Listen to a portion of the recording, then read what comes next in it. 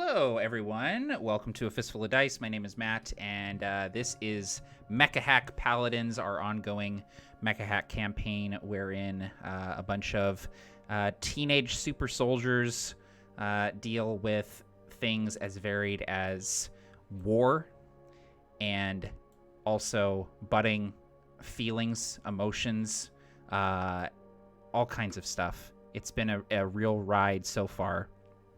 Last time, the Paladins journeyed through the Nidus Nebula. It turned out that one of their own, Tulip Cho, Paladin Rain, knew of a place that they could hide out here in the Nidus Nebula. This place known as Nova Locus, which was this sort of like retrofitted colony ship that was drifting out in the nebula, never in the same place more than twice. And they managed to track down Nova Locus, and once brought aboard, they were brought before the leader of Nova Locus. Calls himself the governor of this place, Janice Holbrook, who fancies himself a bit of a collector of strange and wonderful and beautiful things. They met him in his little garden habitat, which was populated by all manner of creatures, including hedgehogs, we found out. From there, they managed to somewhat negotiate themselves into a place here on Nova Locus. Janice Holbrook agreed to let the Paladins have free reign of one of the hangars here on Nova Locus, provided that they owe him a favor, essentially, and that if he ever needs a team of highly advanced, destructive war machines, they will help him out with whatever it is that he needs, provided that they don't have to hurt any civilians. That was a sticking point for the Paladins. From there, they branched out, started exploring the large colony ship of Nova Locus, including the habitat ring, which is feels like a city. There's weather, there's sky, there's rain they found out here in this city. They all kind of wandered around doing various things.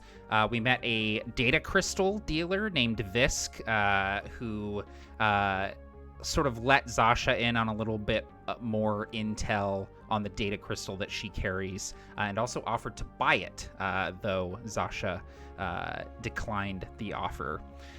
We also went to the Chop House, this sort of scrapper shop run by children, it seemed, and Tulip Cho discovered that her grandmother had established the Chop House as a business and had brought all of these children who were orphans under her wing, taught them a trade, and left the business to them to run. Tulip unfortunately found out that her grandmother had passed just recently in the last few months, but that she had left something important. This lockbox, which Tulip eagerly opened back in their quarters, and she found a note which referenced something known as the Big Wolf Okami ship of some sorts, highly advanced ship, and some coordinates out in the nebula where this ship is seemingly hidden. And that is where we left the Paladins last time.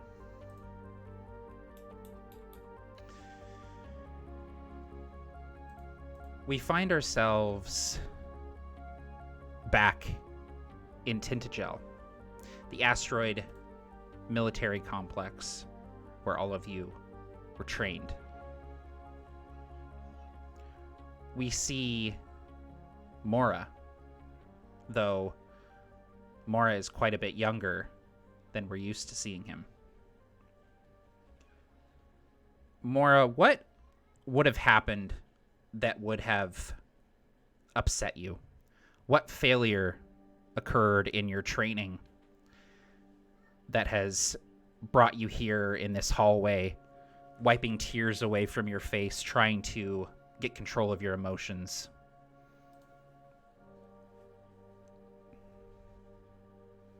During training exercises, Mora realized that he listened far too much to the memories of his family and his sister specifically, and far too little to the words of those who trained him. He is upset because, again, he chose to attack, to be aggressive, to move forward, to advance on the enemy in training, instead of play more defensively, fight more defensively. And because he did that, the entire squad lost. And he just hears the reverberations of his sister's voice. Attack, attack, always attack. If you're not cheating, you're not trying. And he says in his mind, he says out loud after hearing this imagined voice of his sister who he hasn't seen in years. He says, "Fuck you." And he just throws like a small metal object, like some sort of fuel canister against the wall. The fuel canister spins down the hallway in the lessened gravity and gets snatched out of the air as you see Director Saxifrage step into the hallway. She looks at the canister and then looks to you, Mora. She floats down the hallway and comes up to lean against the wall alongside you. She stands there in silence for quite a number of minutes, just letting you be. And then, breaking the silence, she says,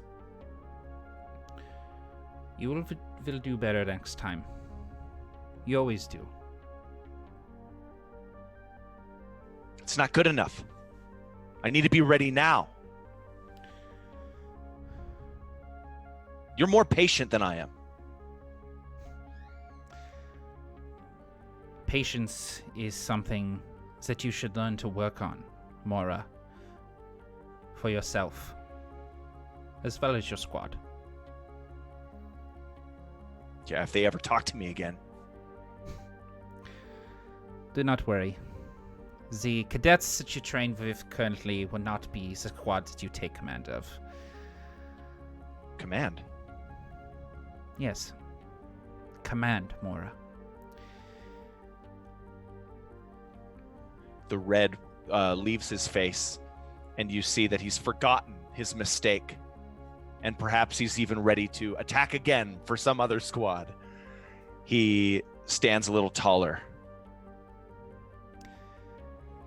Despite your aggression, despite your impatience, you are one who has shown an aptitude for making difficult decisions. This is a sign of a great commander.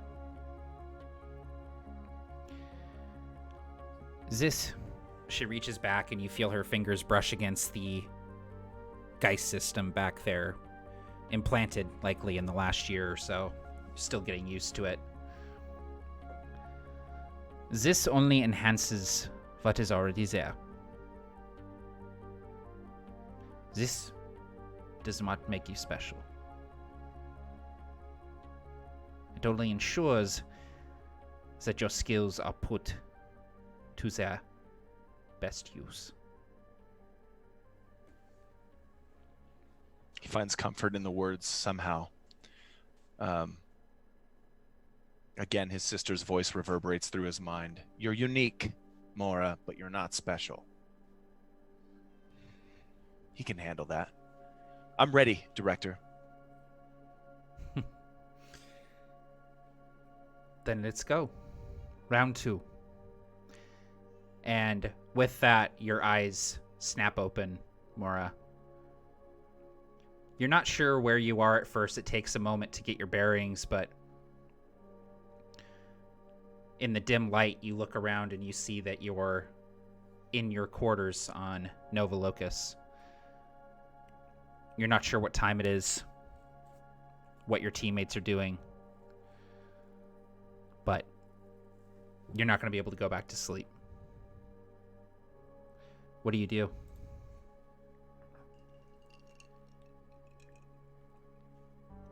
Mora wakes up and instinctively reaches toward a bedside table that's not there, that was located at the previous station. His bag sits on a lower bunk. He hops out of the bunk, opens up his bag, and pulls out a set of headphones. He puts on the headphones, and you can hear just the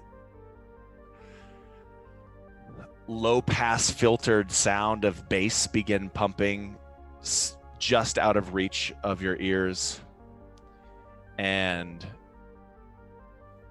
due to the cinematics of the TV show we're all creating, as he walks out into this space station and begins going for a jog, it goes from that low pass to a full song, and I don't know, something electronic and probably something with a lot of lyrics, probably double the lyrics it needs.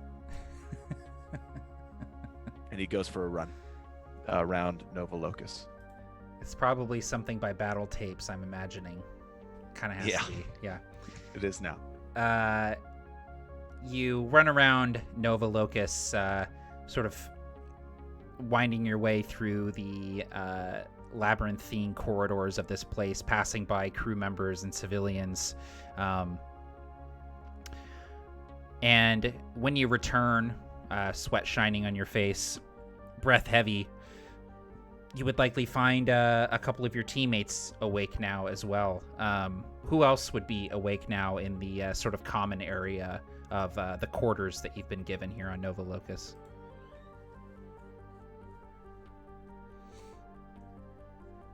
I think it's fair to say that Tulip Cho would probably have been vibrating with excitement, and on the peripheral sight of Mora kind of latching on those headphones and jumping up to walk away and then eventually jog away. She would just miss him as she's catching out, and by the time she gets out of the door, he's already gone. And then she's kind of frantically waiting in the common quarters, just like pacing back and forth, dark spirals under her eyes, but like excited energy just bouncing off the walls.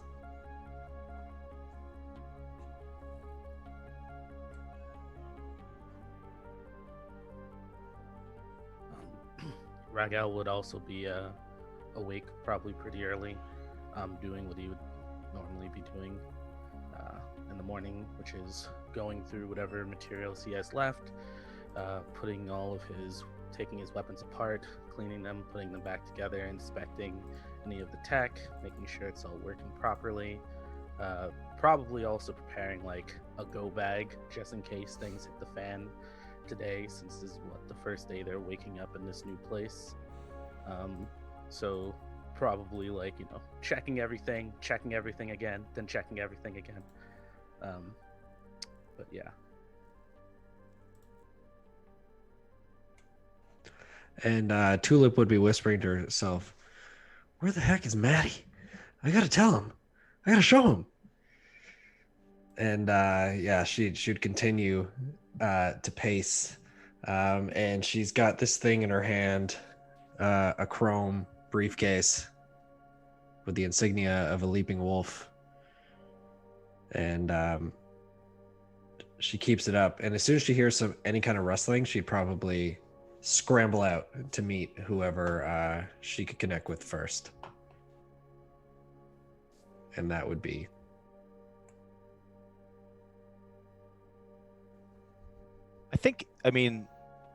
this might be where you almost bump into Mora.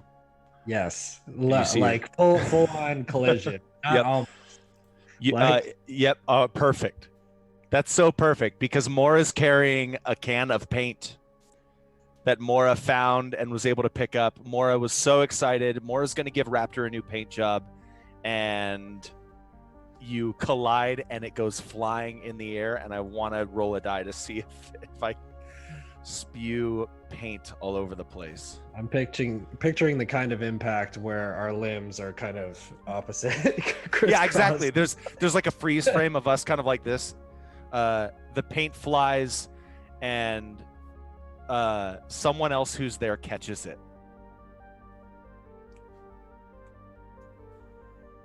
It might even be you, Tulip. All right, yeah. All right. Regael's Yeah. too busy with the weapons and like cleaning some munitions and stuff. So I imagine Zasha's still completely passed the hell out, like in the Okay, bunk with okay. the white tank top rolled up above her belly, like her hand on her stomach, one leg dangling off a bunk. Nice. Mora, Tulip would kind of reach up and do that like dangling. She's only on one foot, kind of teetering, holding onto the paint can, and then she would like steady herself, but in the process, she would drop the briefcase. And because she had previously unlocked it, it would snap open, and the contents would spill out in front of Paladin Raptor.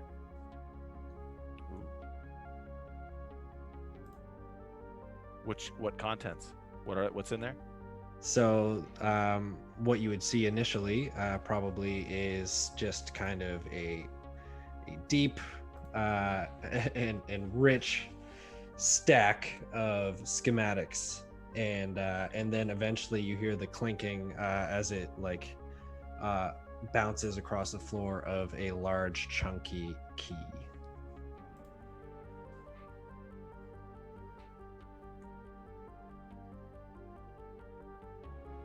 Mora looks at the scene, wonders at the schematics, and holds his hand out for the paint can. Go ahead. Yeah, she like collects herself and just, here you go. You've been busy. You can say that. What do you have here?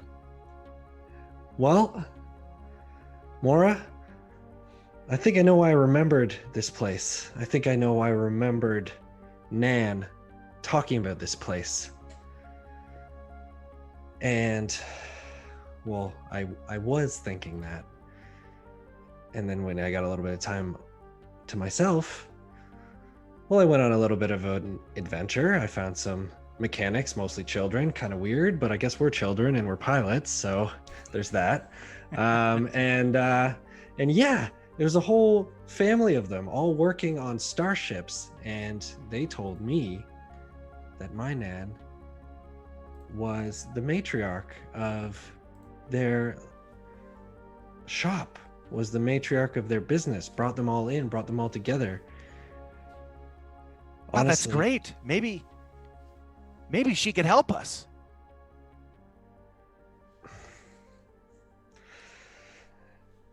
I don't think that's gonna happen, Mora. And she kind of starts to well up a little bit. And yeah,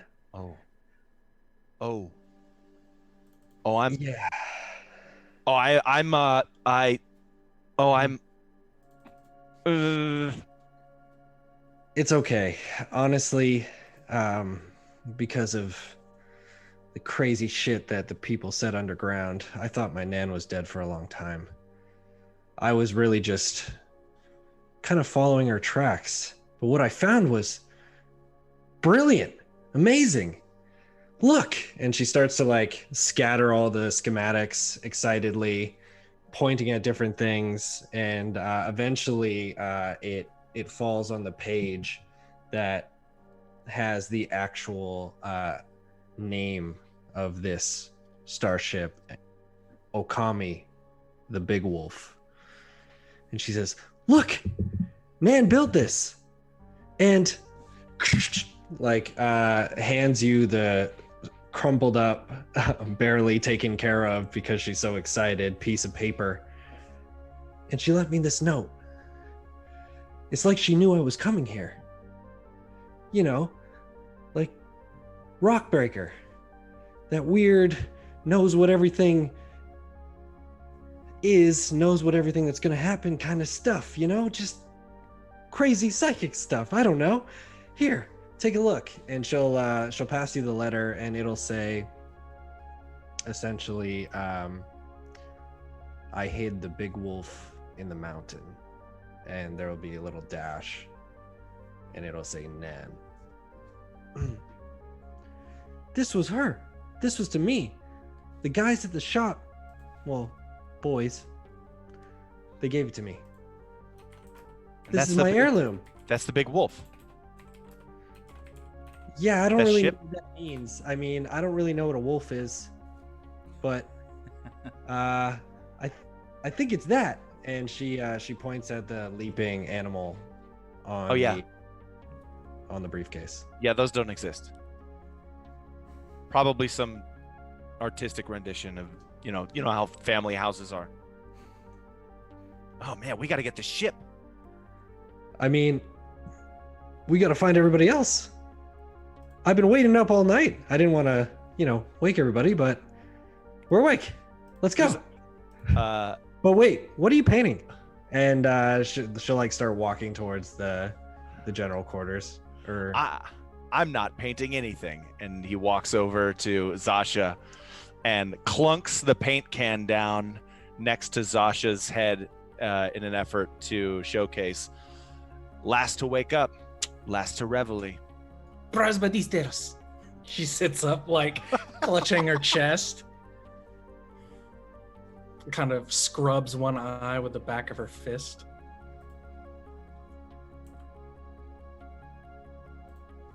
Oh, good morning.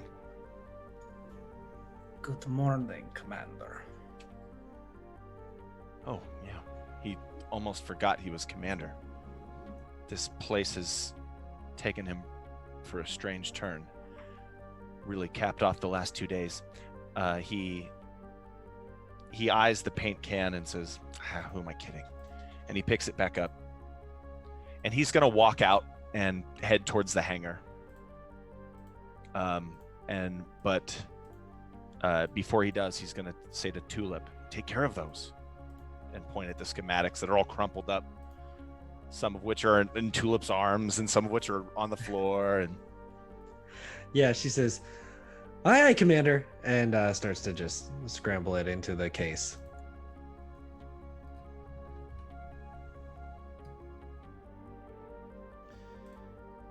Mattie, why don't you describe the scene where you wake up? Where are you right now? What are you doing? There is the sound of sizzling and of percolating coffee as and sort of snapping bacon as there is currently a young gentleman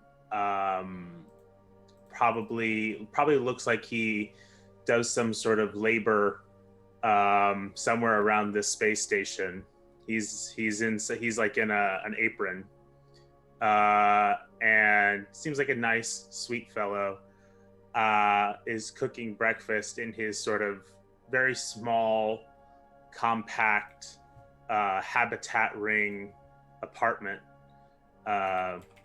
Could be even a pod, really.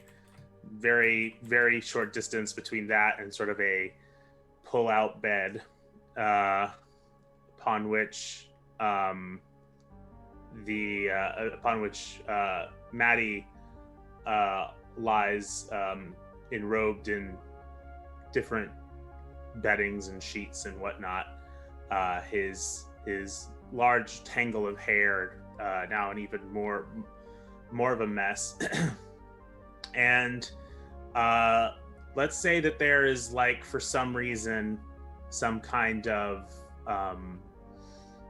almost archaic looking digital watch that is also a calculator on his wrist that is doing an alarm sound. It's very boxy looking, and he wakes up when I open, and he sees this gentleman that he doesn't recognize making breakfast, and he says,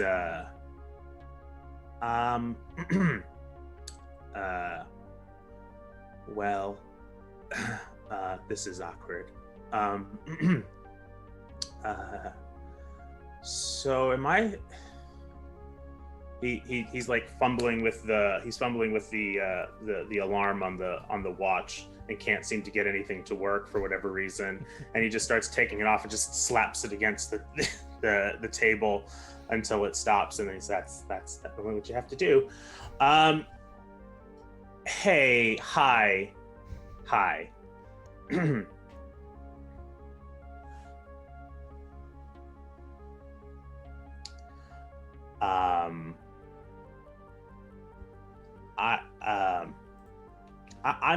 This looks great.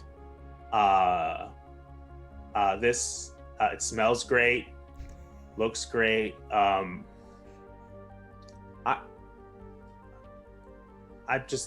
gonna go. And he just starts like searching throughout this pod.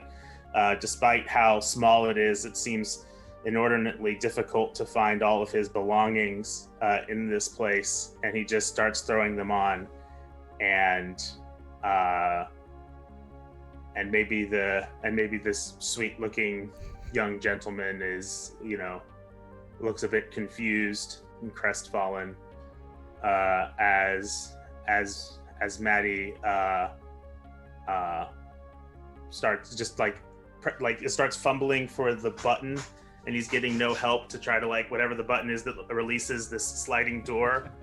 He's just that's a light. No, sorry, that was your disposal unit. Sorry. Oh shit. And then just starts panically pounding on it until it opens, and he just skedaddles out, and it closes, and the guy's just standing there looking in awe and shock.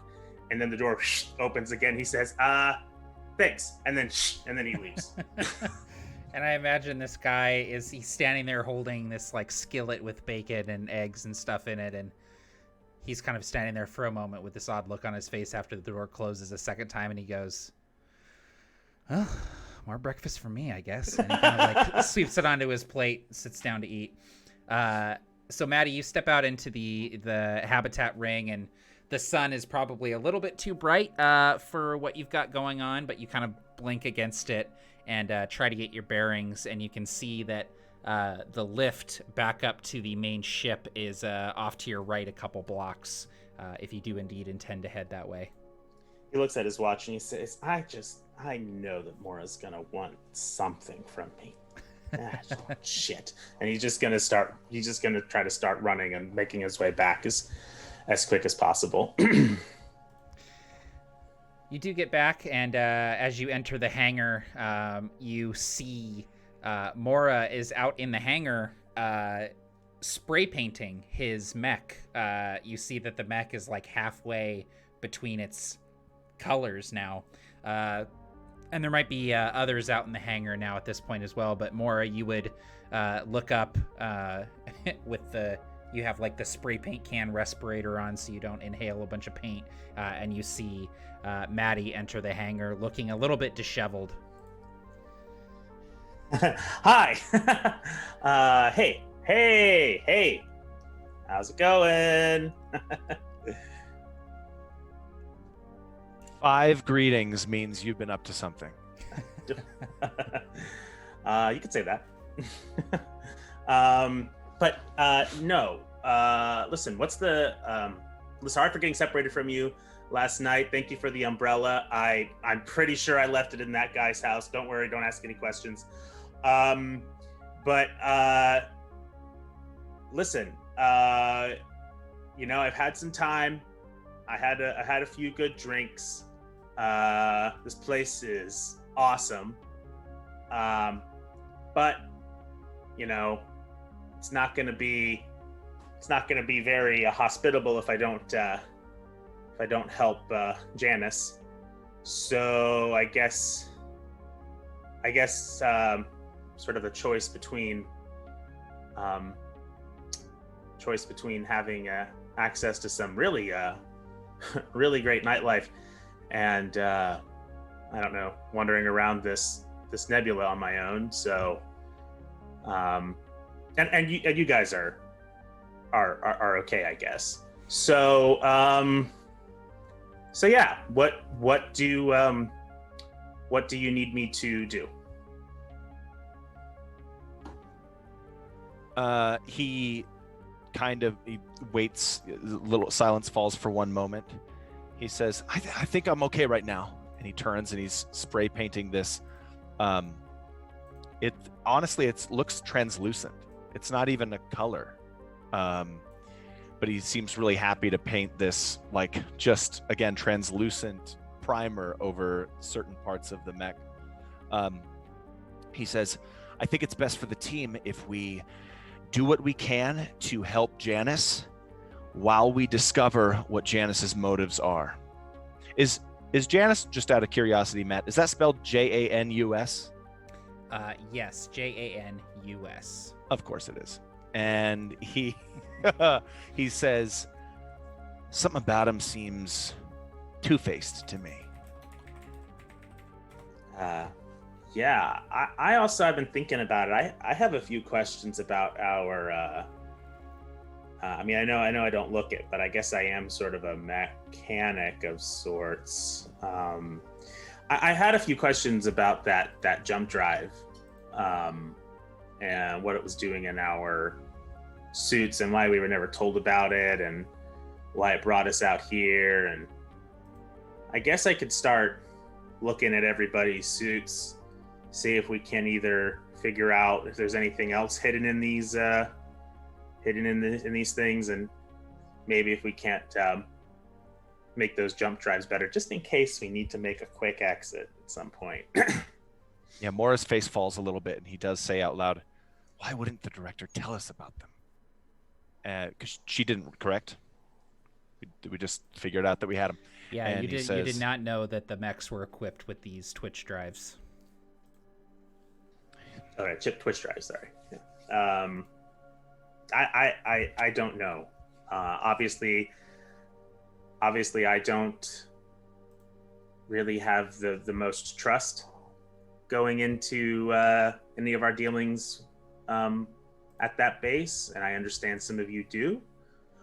But I am part of this team for now, and so it affects me. It's going to affect you.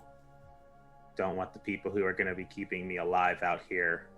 Don't need them being caught unawares. So, with your permission, Commander, I'm going to go check out the guts of our big metal boys, huh?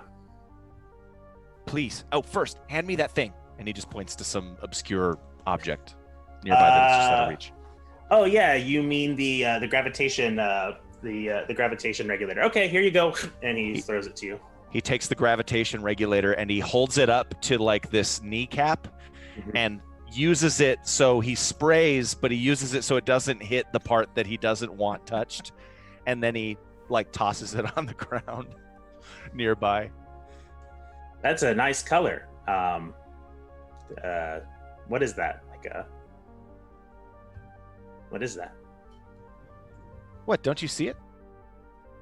He jokes and he laughs. Ha ha ha ha ha. No, you'll see soon enough. All right. Well, glad you're finding something to laugh about. Okay. Well, I'll see you around.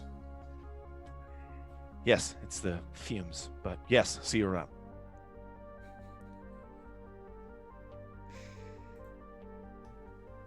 As Mattie jaunts off to start inspecting the innards of the mech, what would the other three of you be doing in the common room now, Zasha, Regael, and Tulip?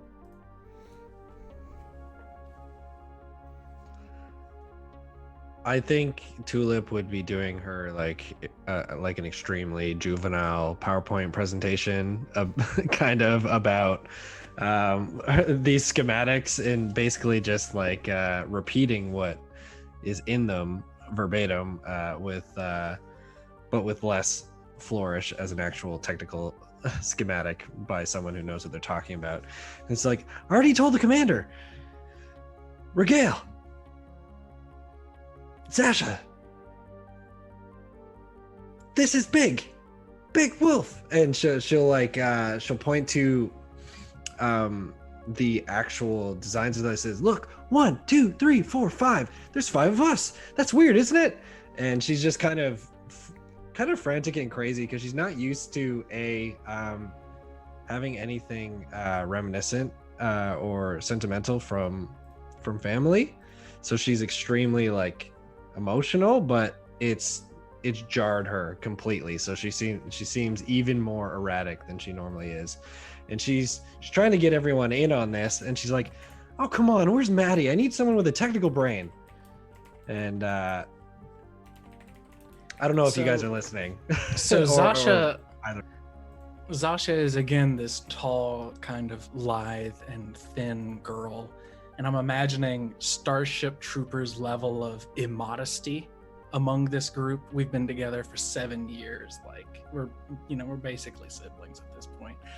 But the camera is situated behind a hedgehog sitting on a table that blurs out with its little quills as it's moving around with her, Zasha's body, as she walks around like changing clothes and getting something to drink and that sort of thing. And then she goes over and picks it up and starts kind of rubbing its little belly as its legs kind of do the thing. And she's still a little bleary-eyed, and her cotton candy hair is like all over the place.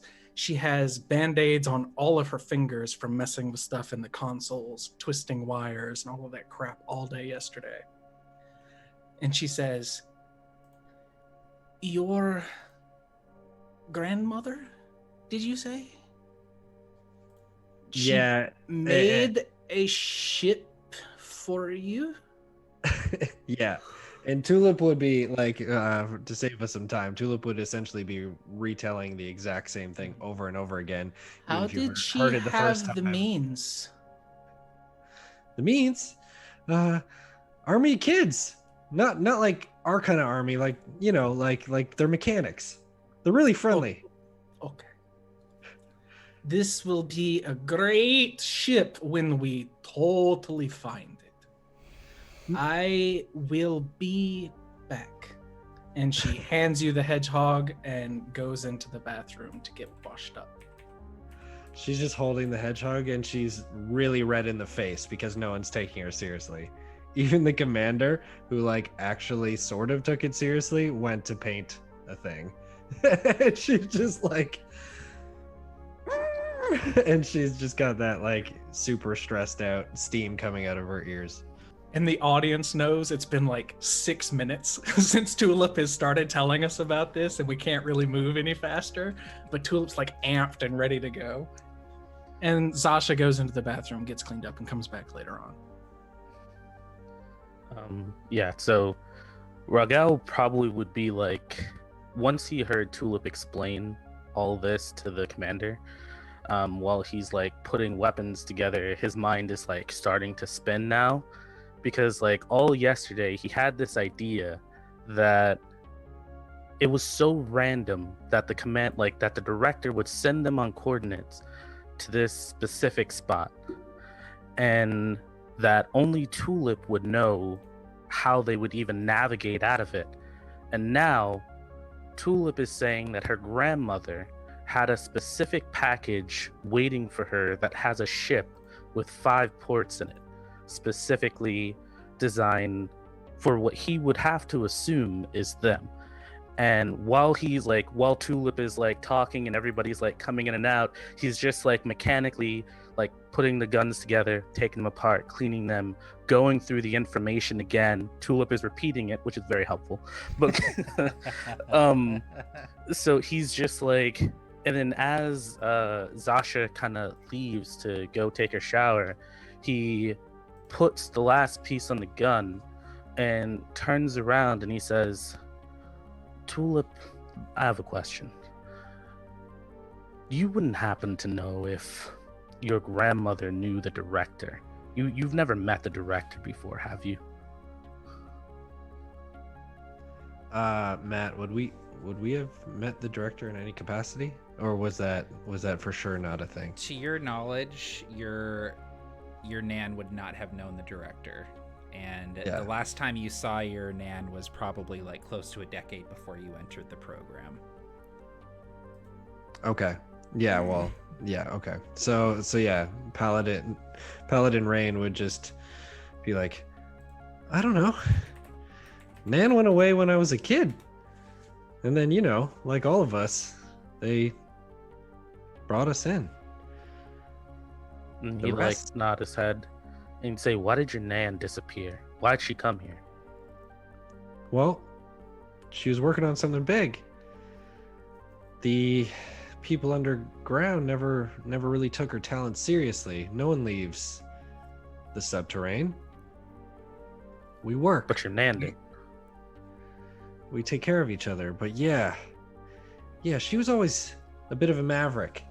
I always thought she was really cool, but they didn't really think she was really cool. Yeah, Nan left because, well, she said she had to go do something really important. She said her work could change the world. And the people around us in the subterrane, Union, they were just holding her back, I think. She was happy to go. I mean, saying goodbye was hard, but she was happy. And she's kind of, it's such a foggy childhood memory that recalling it sounds exactly as such. And she says, all I know is they said she joined some kind of war effort and she was stupid to leave. And she was probably already dead. Later, they said she was. I believe them. How long ago was that, Tulip? She's like counting on her fingers. About a decade? Okay. Quick question, man. When did this whole like war thing happen where the Dominion was invaded? So that was just a few years ago. That was after y'all joined the program, and you remember when all of that happened, and the Neo Dominion completely pivoted its goals, worrying less about the collective and more about these new invaders that had entered the system. Mm-hmm. So he would kind of think about that and just like say kind of like more to himself than like to anybody else and say, that's before the war. Interesting. And he would like look around and say, do you know where Mattie is by any chance? And she would say, finally, I've been looking for Mattie forever. No one's listening to me. And and yeah, she would confirm that she does not know where Mattie is and says, let's go find her. Him. And he'd nod and say, I think that's a good idea. Yeah, let's go find wherever Mattie is. That's where that's where we're trying to And go. I think that's probably about the time that Mattie would have entered the hangar and would be talking with Mora down in the hangar. Right on. So I think like leading the way, Tulip Show would be running towards the hangar and almost like stop to a skidded stop. And as she does, she just like catches her footing, and the hedgehog just starts like bounces off her shoulder and starts to roll towards the mechs. Yeah, he's just sort of jauntily strolling down the catwalk in the hangar, and he's sort of whistling a tune to himself. He's kind of glowing as you approach him. He sort of smells, his pores reek of brown liquor, and there are definite bags under his eyes. But he looks chipper and ready for the day.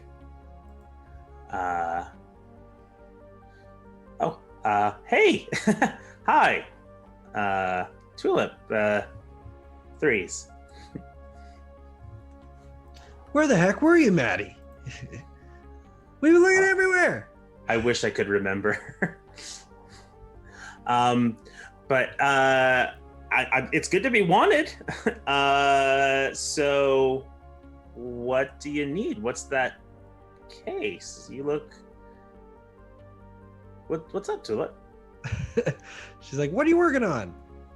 I was gonna just kind of like, I don't know, like sort of play around inside of the mechs and inside the chassis and see what might be what other things, if there's any other surprises for us, like that Twitch drive, and maybe if we can even make it a little bit better, just in case. By the time Mattie says Twitch drive, like Tulip's already like nose to nose close. Like she was like, and she's like, "Here, screw the Twitch drive," and she just like drops the briefcase in your hand. And thank you. I love presents. What should I just open it? Oh, it's a present, all right. All right. Well, he goes over to like a stack of like crates, and he just like brushes some hedgehogs off of it, and he places it down, and he snaps it open and takes a look inside. And I'm sure as I'm doing so, Tulip is giving me the rundown.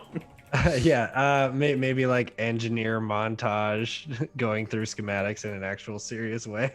Yeah, at some point he's just like, "Oh, there's actually a part where I think this whole time we've obviously seen Mattie as sort of a rebellious, if not like sort of flighty individual, but now in the presence of something that is beautifully designed and is also has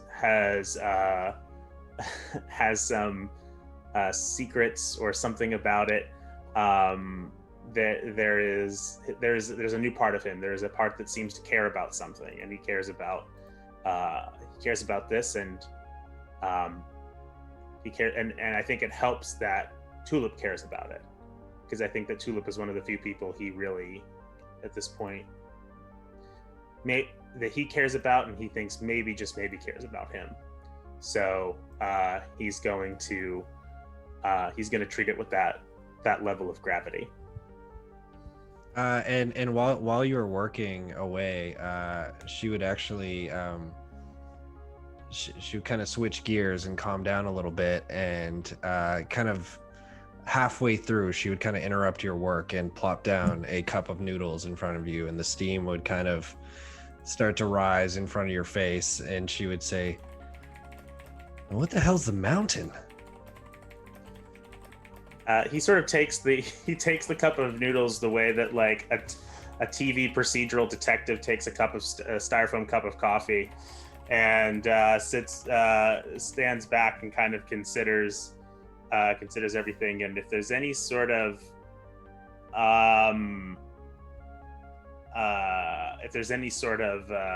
like check or something that I need to do in order to gain any kind of insight or understanding of what we're looking at and what the full implications of this are, then I'm glad to do it.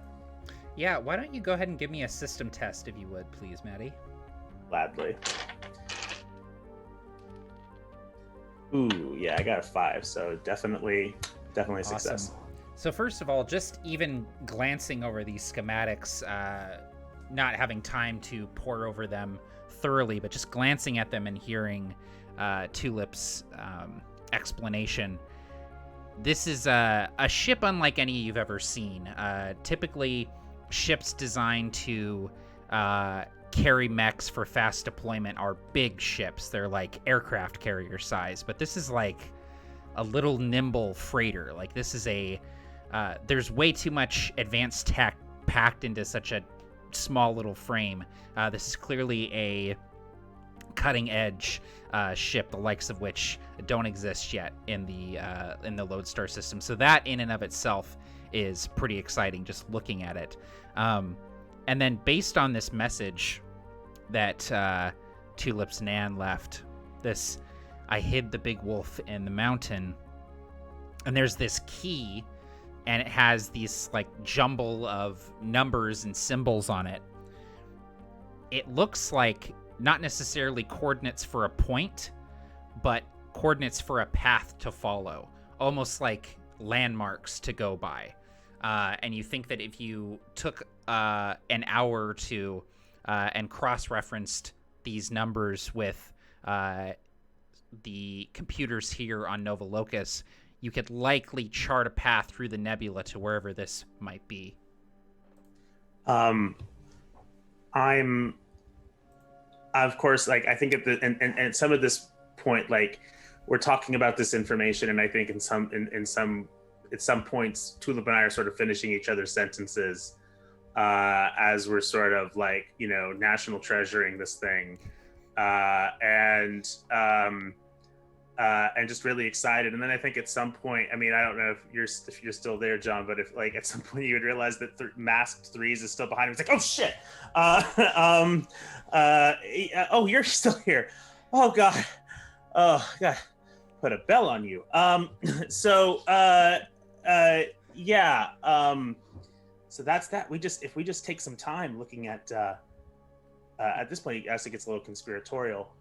If we just spend a little bit of time just mapping out these coordinates, we could find this thing. So Regael would, like, after giving you guys the time to like do what he knew you guys were gonna do, he would say, "So, Mattie, can I ask you a question? How this ship, does it look like something that can be built by a bunch of kids?"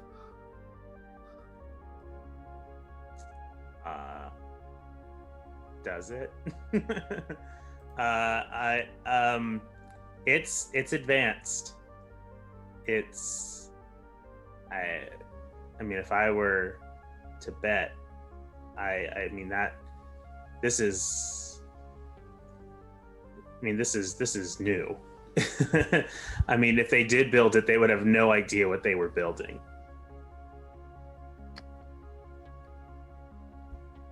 Let's say this ship exists and it's out there somewhere.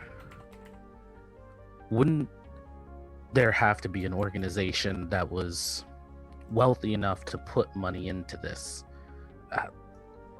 Again, I'm not necessarily the biggest techie as far as engineering goes, but does this look like it requires the resources of a country to build? I mean, Matt, like, just knowing the schematics and like what kind of like elements and minerals and whatever metals and alloys went into building this, I'm assuming it's a lot. Yeah, you can't imagine them being able to cobble this together with whatever they had here. There's very likely some stolen military tech in this ship. Very similar to what you all have in your Paladin mechs, probably went into this ship, yeah. There's a great amount of ingenuity that it took to build this. I mean, there's stuff that is pre-existing that, if you knew where to get it and you asked the right questions, you might be able to, stick it into this thing. But, yeah, I mean, I'm looking around here, and I'm sure that the workshop that your nan built was great, Tulip, but I can't imagine that it's just the work of some like scrappers or anything like that. So you said earlier that you wanted to look around in our mechs. Do you think that you could check around in ours and see if there's probably something that would allow us to dock on a ship like this?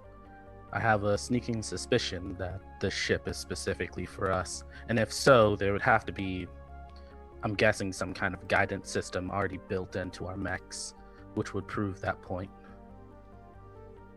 That's a great bit of detective work there, Threes. I will, I'll definitely give it a shot. I'll look at the hardware, and I will also look at the systems and the software. If anybody wants to give me assistance, totally can. Help is always welcomed. But I'll do my best.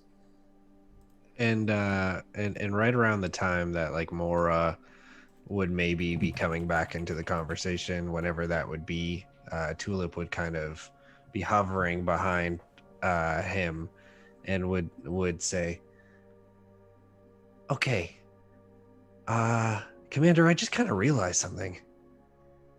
Janice Holbrook is interested in our Twitch drives. That person definitely can't know about this."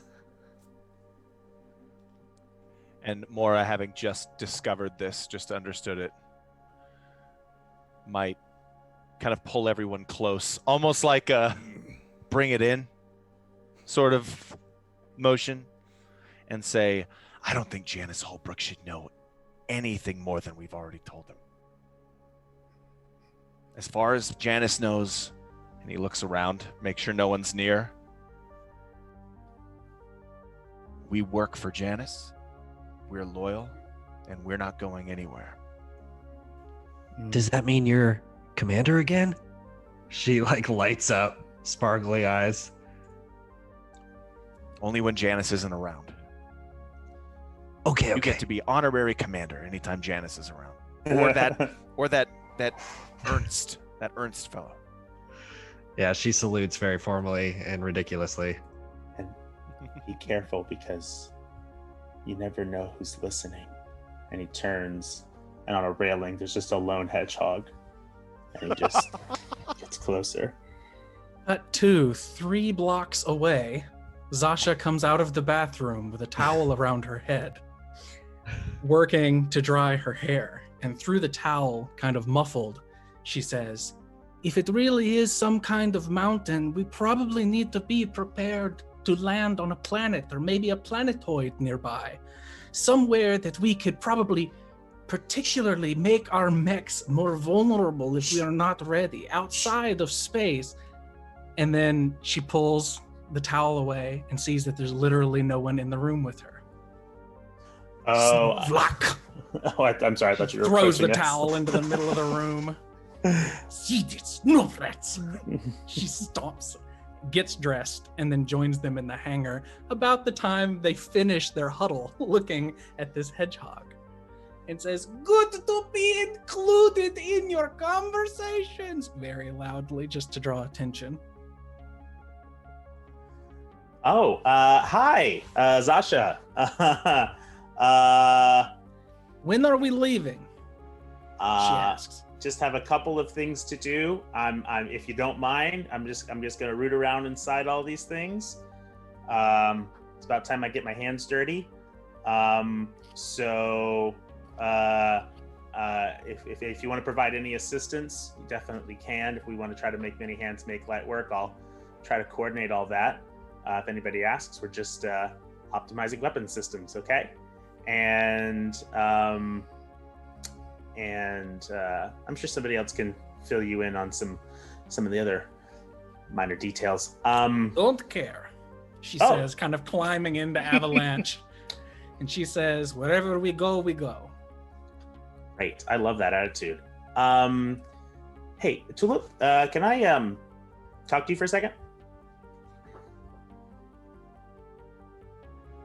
Oh, you're muted. Matt, you're muted. Matt, you're muted. Matt, you're muted. Matt, you're muted. Oh, Matt, you're you're muted. But if you Matt? could tell from the, I can Matt, you're know muted. from the hand gestures, I feel like I can understand what he's saying. All right, could what did you? feel You know what? Tulip just walks over and says, "What is it, Mattie?" Way less dramatic than the hand gestures gave. Wow. I feel like you're preparing something there, and it wasn't exactly what came out. But You know what? It included hedgehogs, and I feel like we're over hedgehogging, so I'm gonna scale back. Can't. It's true. So anyway, come here. Hey. I had to take her to sort of like behind the leg of one of the mechs. So I saw that you got pretty upset yesterday, and Yeah. I'm sorry. I'm really sorry that if anything that I said, or, me just, I have a lot of opinions, and I'm really good at sort of running my mouth off, and then sometimes I don't think about what this all means to other people. But hey, I just want to appreciate everything you've done to get us here, and you never have to worry. Whatever I might think about the Dominion or any of this stuff, I'm always on your side. And she'll go really red in the face and just be like, "Oh, Mattie!" And she'll just like scruff your hair and just give you a big, too long hug. And Tulip would pull back for a second and just say, "We just can't fight each other. We're all we got. You guys are my only family. We got to stick together." Will do. Does that count as the inspirational speech function for the check that is about to happen? Matt, you mute. Oh. These mats. No, I did the thing where I muted. Oh my god. I was really hoping that I would get through a session without that happening. Yes, that absolutely counts as your inspiring speech for sure. Let's do a montage. Let's describe what everyone is doing as Mattie is getting into the innards of the mechs, trying to uncover more information about the Twitch drives, and also if these mechs are somehow optimized or linked to this ship, the Big Wolf. So, yeah, what does that look like? Montage, anime montage. What's everyone doing? I don't know. Mora is inside the cockpit of the Raptor and finishes spraying, chucks an empty canister, and kind of just powers it up just a little bit. And this spot, this translucent paint, the spot where he painted on the kind of dash of this thing, begins to ignite a blue. The blue of a blue-skied world lit by a blue sun. And then he smiles and turns it off, and the power somehow in dissipates the blue color. And he looks over to see what Zasha's doing. Zasha is probably like all the compartments and stuff in the chest of this big boxy mech of hers are open, and Mattie's in there like elbow deep looking around at how things are connected inside the Twitch drive underneath the cockpit, and looks over his shoulder, and she just has this hammer tapping it against her palm like, "Don't fuck up anything about my mech." And Mattie like gives the nod and goes back to digging through, and she's just like wiping little bits of dust off from the inside, like she spent all day yesterday getting it just right. You see Tulip just like frantically cooking in the hangar's like side mess kitchen, and she's making a massive, gigantic prep of noodles, and then it transitions to her with multiple boxes all neatly, almost in a pyramid, all tied up neat, and she hands it over to the guard that she gave her rifle to, and you just and she's begging, and Matt, I hope we see the return of her weapon.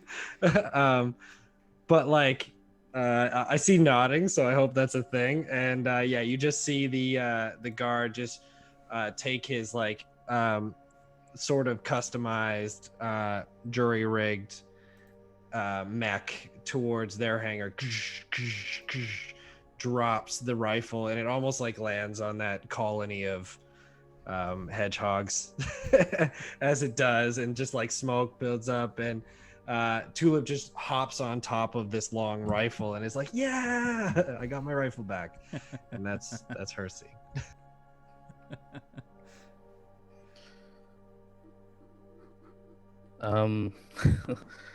So Regael would probably not be with the rest of the people. He'd be like skulking about the interior, going into places that he definitely probably shouldn't be. I think if this was like a really quick montage, you'd see him like slipping and talking to people, trading like credits for like bits of data pads and things like that.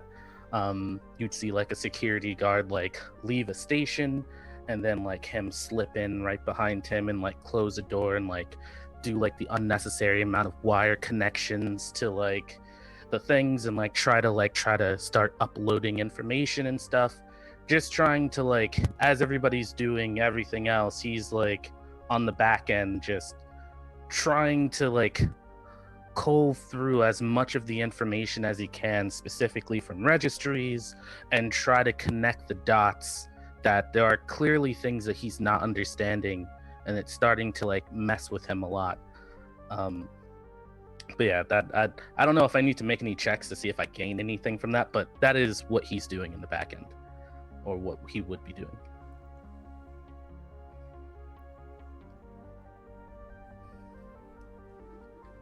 And while that's happening, I'm obviously coordinating anything that needs to be happening. I'm playing a little bit with Zasha and saying something along the lines of, so you didn't want the new holographic inputs on the side, and none of the spinning wheels? Okay, never mind, that's okay. And he's kind of like, he's got himself in some kind of like harness and has like some kind of like data pad on him that he's like plugging into different ports, and has just this like spider's web of different cords connected to things and he's kind of like Tarzan swinging through different cords and like pipes and all the like innards of these mechs, and he's just kind of like moving between them, suspended from some kind of safety harness, and just like at one point swooping down for a cup of noodles and just continuing and doing his best to find out what's going on in here. Okay, so I want 2 checks here. One is going to be from Mattie, with advantage from Tulip Cho's inspiring speech earlier. And Regael, I would like a... let's go ahead and make it a system check as well. Or if you have... Oh, man. What did I call the on-foot skills? 1 second.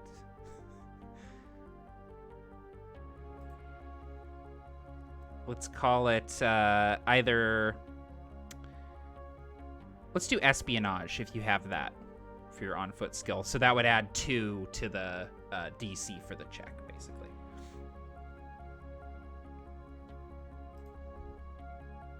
But it's a system check. I have the espionage skill, but it just adds 2 to the system. Yeah, so basically it just adds 2 to your system, yeah. Yep. Gotcha, cool.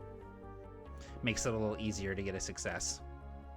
Cool, and Mattie got a success. Okay, so Mattie, you find 2 things. Okay, cool, and success for Regael too. It takes a couple of hours combing through this stuff, and honestly, it's less about looking at the mechanical, physical pieces of the mech and more about like combing through the code that dictates all of the different programs that these mechs can go through. So it's not easy work. And as you're sort of plugging into these different modules and computer systems, you're also combing through the code, and your eyes are trained to pick out things from code that might seem odd or different than you've seen. And the Twitch drives are... for lack of a better phrase, aftermarket. These are not part of the like stock chassis. These were added late in the process and almost sort of like strong-armed into the mechs, almost like someone very quickly and very messily added them to the armament near the late stages of the mech's construction. And then you also find a subroutine of code allowing the mechs to link up with something known as a catapult launch system. You're not sure what this is, but you've never heard of it, except for those schematics referring to something called a catapult launch system. These mechs are absolutely designed to be used with that ship. You're not sure how, you're not sure why, but they're linked. Regael, you spend some time being Gandalf and Minas Tirith, just like combing through records and archives and cross-referencing dates, and you're just very much like, this doesn't make sense. There has to be a connection here. And you actually find some really old records from about a decade ago that are buried deep in the archives, to the point where it looks like they've been deleted from several different servers, and you found this like old backup, and you restored this file, and even though it's encrypted, you find the name Tulip Cho, and someone named Tulip Cho was involved for a brief time with something called Project Halberd. But she was dismissed from the project, and the project was scrapped in its infancy.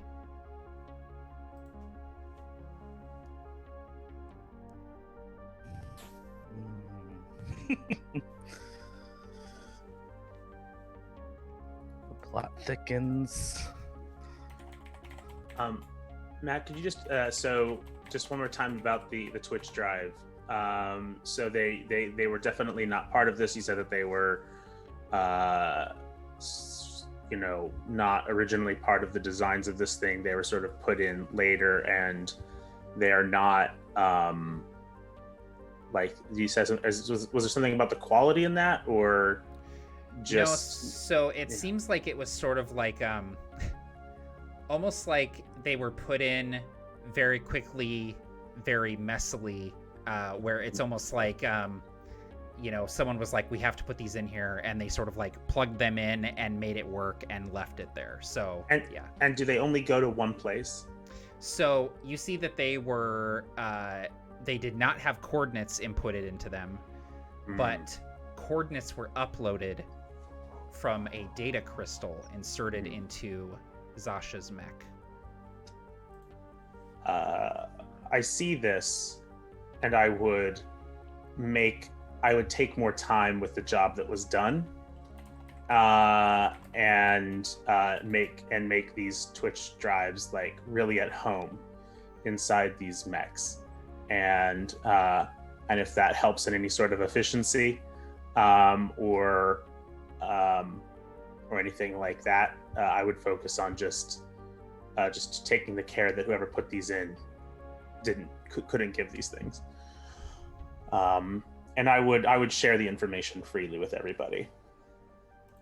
Yeah, it's sort of the equivalent of like someone installed a new video card, but it's just like hanging in the computer tower, and you like mounted it and got it screwed in and and got some cooling fans on it, and so now the Twitch drives are a little bit more optimized for the mech chassis.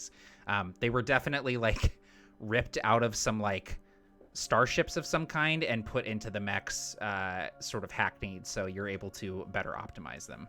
But how long would you say that like job takes? Like how, like somebody who has enough skill to like get around these things? Probably like 2 to 3 hours it would take, just because there's a lot of different checks that you have to run, and processes that you have to go through to ensure that you didn't undo something that worked before, but further optimize it.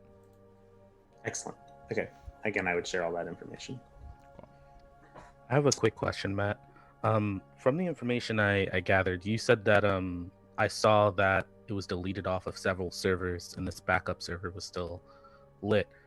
Is there any way that I could I pinpointed like what servers, like who those servers belong to, like on the ship that they were deleted off of? Yeah, so they were deleted off of like the whatever the like internet is in Lodestar Alpha, essentially the main sort of data lattice work that runs through everything in the Neo Dominion. The files were removed off of that, but they still existed in this backup in these encrypted files. It's going to take time to decrypt them, but if you wanted to pull the files out and take them with you to work on later, you could, and potentially uncover some new information beyond just the name Tulip Cho potentially referring to Tulip's grandmother and Project Halberd. Gotcha. I definitely do that. Slip out of that security guy's office. Yeah, and I also have a question for you. Oh, go ahead. Sorry. He's like, the security guy is sort of like, there's like that moment where you're still in the office, like clicking away on the keyboard, and you're like, there's like the progress bar, like downloading files, and then like the door starts opening and you look up and the guy opens the door, but you're not there. And he's like kind of looks around, and then the camera cuts and you're like behind him already leaving. Like you somehow like slipped past him when he opened the door. Yeah. Exactly like that. Yep. What were you gonna say, Barker? I was going to ask if this is what Mora's wondering, is whether it's possible that Director Saxifrage didn't know about the Twitch drives. It is possible. You would be... I'm not sure if Zasha has shared with you the fact that there is seemingly a construct of Saxifrage inside the data crystal. So that information would likely point to Saxifrage knowing that the Twitch drives existed and potentially being involved with their installation. But beyond that, if you don't have that information, you wouldn't necessarily know whether or not she knew. It certainly was not something she ever mentioned to you. I don't think that Mora would know. I don't think Zasha would have said anything. I did tell all of you that it was an AI in the data crystal. I did not say that it was Saxifrage. Cool. That seemed like it would be a little too hot button and too messy for Zasha. I was thinking you might.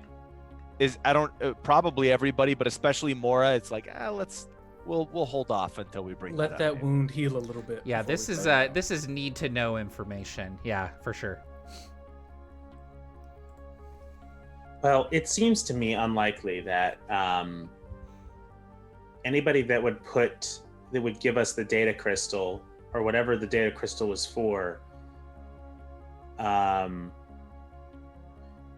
it had these coordinates in it, or some data crystal had these coordinates.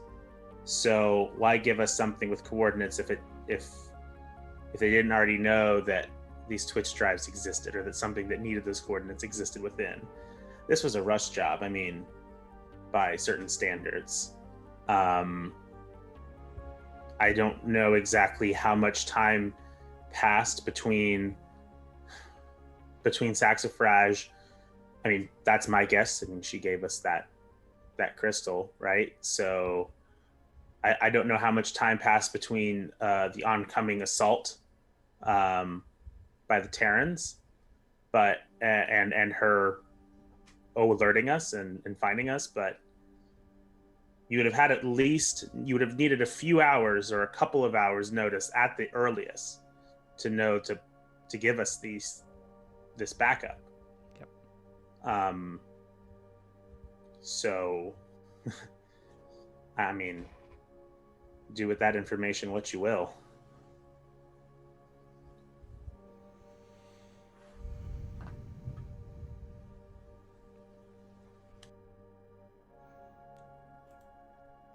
Before they leave anywhere, like formally, I think we would just pan.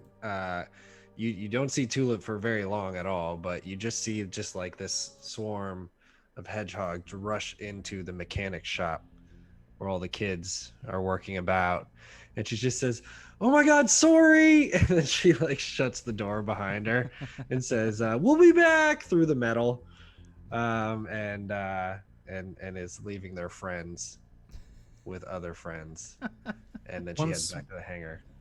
Once we do have coordinates from computing all the details from this key, and we have a general idea at the very least of where we're going, Zasha would very much communicate in as few words and as many gestures as it would take to Mora that we need to leave here before we discuss anything about where the location is or make any plans. In Zasha's mind, and again, she's doing this in as few words as possible, but you've spent all this time together in the same location, even if not in direct contact with one another. She thinks it's better to be in our mechs and away from here before we make solid plans. Mora looks to Zasha, nods, looks to Tulip, and says to her, Commander, I think it's time we do a training mission to ready ourselves for whatever Janus is going to put in front of us. Perhaps we should take these mechs for a spin. Of course, with Janus's permission. Fantastic idea. Commit, Ensign. She salutes, even though she's your commander, and climbs into her mech. I'm sorry. Just one last question came up to my head as we make our way into our mechs. Is the catapult drives or whatever that we have, launching systems that I found, is that also last minute addition, or is that part of the system? I forget. That is part of the core code. That was Part of the code system. yeah. So that has been there for a long time. Okay, just any clarification. Thank you.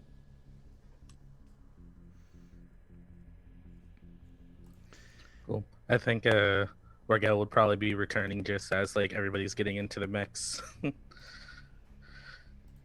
Also, you see a hedgehog that is like just accidentally sprayed itself in the face a little bit with the very last remnants of the paint, and it has a blue face now, and that hedgehog climbs up into the mech and is going to be Mora's pet.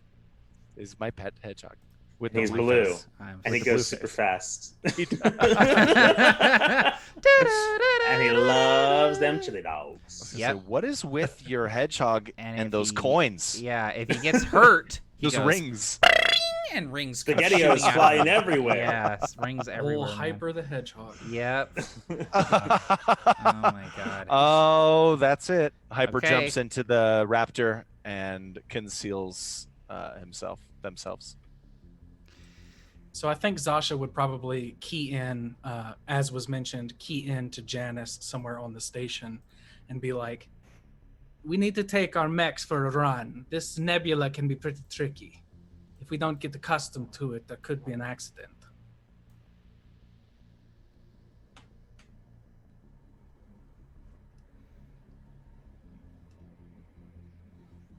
I just fixed these things, so let's not get them banged up too much. Does Janus, I don't know if we have any like a direct comm to Janus, but does Janus respond to us getting ready to leave at all, or chime in response to Doing the Zasha? docking sequences so that we can launch safely. Yeah, and that kind of crap. you wouldn't communicate directly with Janus, but you would exchange some comms with whoever's handling traffic coming in and out of the Nova Locus, and you would have to wait until it was safe to depart. But as you are leaving, and there's these 5 streaks of light departing from Nova Locus, we cut to this scene, and Janus is kind of sitting in this chair looking out into space, and he's like drinking something fancy in this like fluted sort of glass and leaning back in this seat, and his shirt is open the appropriate number of buttons down to his chest, and he's kind of scratching at the stubble on his face, and he says, I wonder what those kids are up to.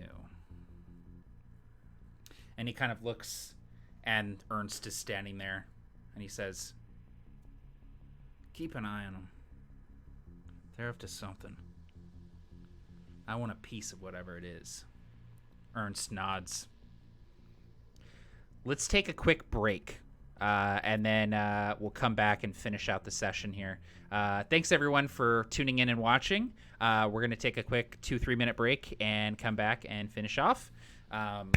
And I'm realizing now that I forgot that I was going to raffle off a copy of Mecha Hack. Again? Again. You forgot So again. We'll do. Listen. We'll do it when we come back. If there are enough people in the chat, I don't even know if there's people. Okay, we got 9 people watching right now. If there's enough people in the chat that want to partake and potentially win a PDF copy of Mecha Hack, we will do that when we get back from break. So definitely stick around for that. So yeah, stick around. We'll be right back. Thanks, everybody.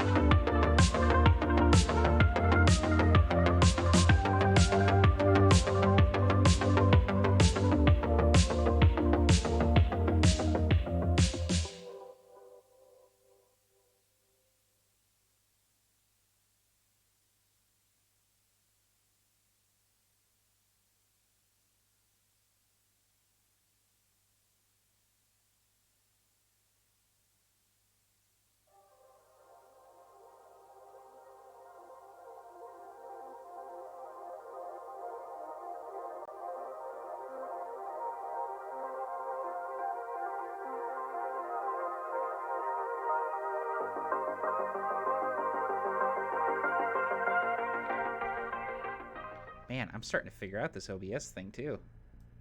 Haven't had a single issue tonight. Knock on wood.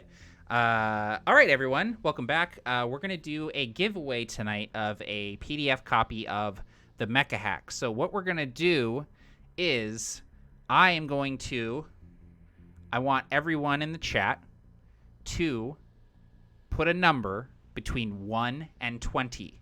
If you want to win a copy of the Mecha Hack, put a number in there between 1 and 20.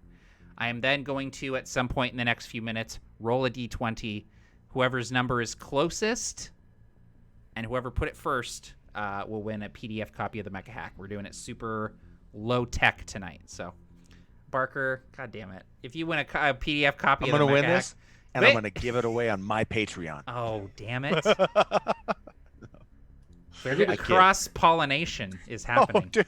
What's worse? Look, Give it to Nate- Nexus. I'm doing Nate and JB just both picked the same number at the exact same time. Oh. can't prove it. The best thing is that and this is the thing with Absolute Tabletop codes, we made it so that you could just give it to somebody else. So if you get a code for a PDF and you don't want it, or you already have it, or whatever, you can always do your own giveaway or give it to a friend, or I'm going to run a game of the Mecha Hack. If you don't have it, I'll give you the PDF, whatever you want to do.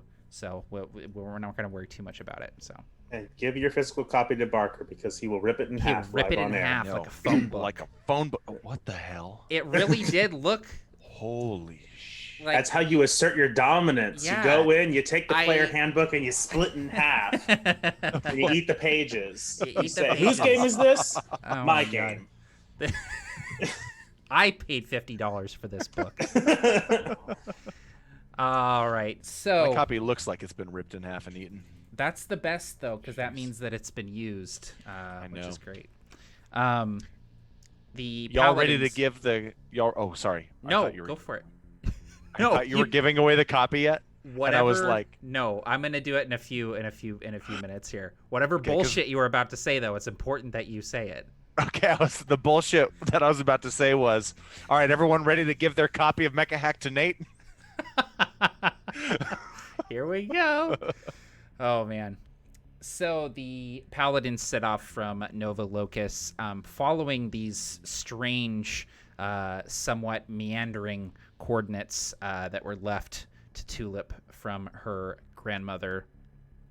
The nebula is racked by storms as you travel through, using the thrusters on your mecha to make minute adjustments in the path to chart a safe route through. There are a few times where you come upon these clusters of like ionized gases that you have to circumnavigate, because as you start to fly through them, your scanners just immediately get jumbled, your shields are just completely out of whack, and the mechs themselves begin to shake and vibrate violently. So you circumnavigate these sort of pockets of particularly volatile storm. But soon enough, you find yourself deep in the nebula, far from the safety of Nova Locus. And though you're leaving a trail of breadcrumbs, as it were, on your radar, you still feel somewhat alone and isolated out here with the nebula closing in around you. If space feels like it's too open, then this nebula feels more like a cave. It's very close, almost stifling, and the havoc it wreaks on your sensors is only magnifying that feeling. Eventually, though, you follow these coordinates and you find yourself in this debris field. These large asteroids drifting, spinning in space, oftentimes colliding with one another and sending bits of rock out into the ether. This debris field seems to go on for many light years, many parsecs in all directions. And as you enter, you can see that the debris field, though kind of flat, almost like at the ring of a planet, there are these sort of like mountainous formations in this debris field, these sort of strange, almost topography that happens in this otherwise flat plane of rock and ice. And Tulip, I imagine you in your cockpit and looking down at this note that your grandmother left you. I hid the big wolf in the mountain, and it kind of starts to make sense a little bit. Who do you think would be like leading? Who would be in the front, sort of scouting out the path?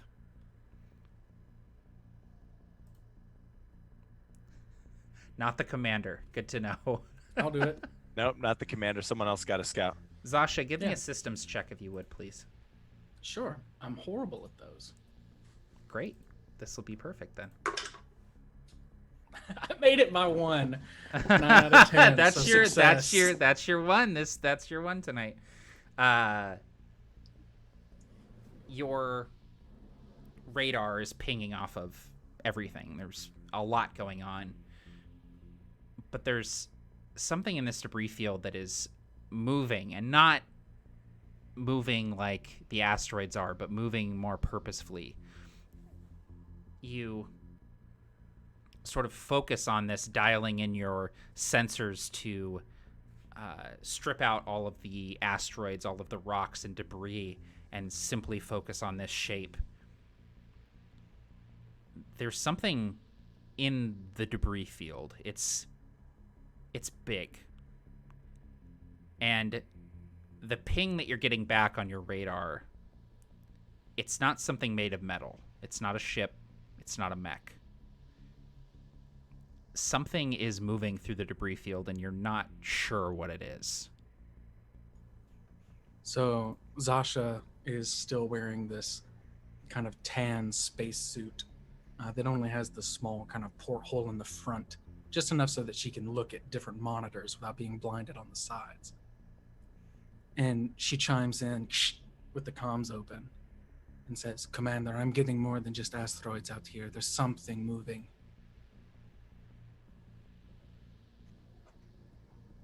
And we'll ping a spot. If there are tons of asteroids and debris out here and she's in the middle of it, she'll try and ping a spot in one of these asteroid fields that would give them cover from whatever this movement is.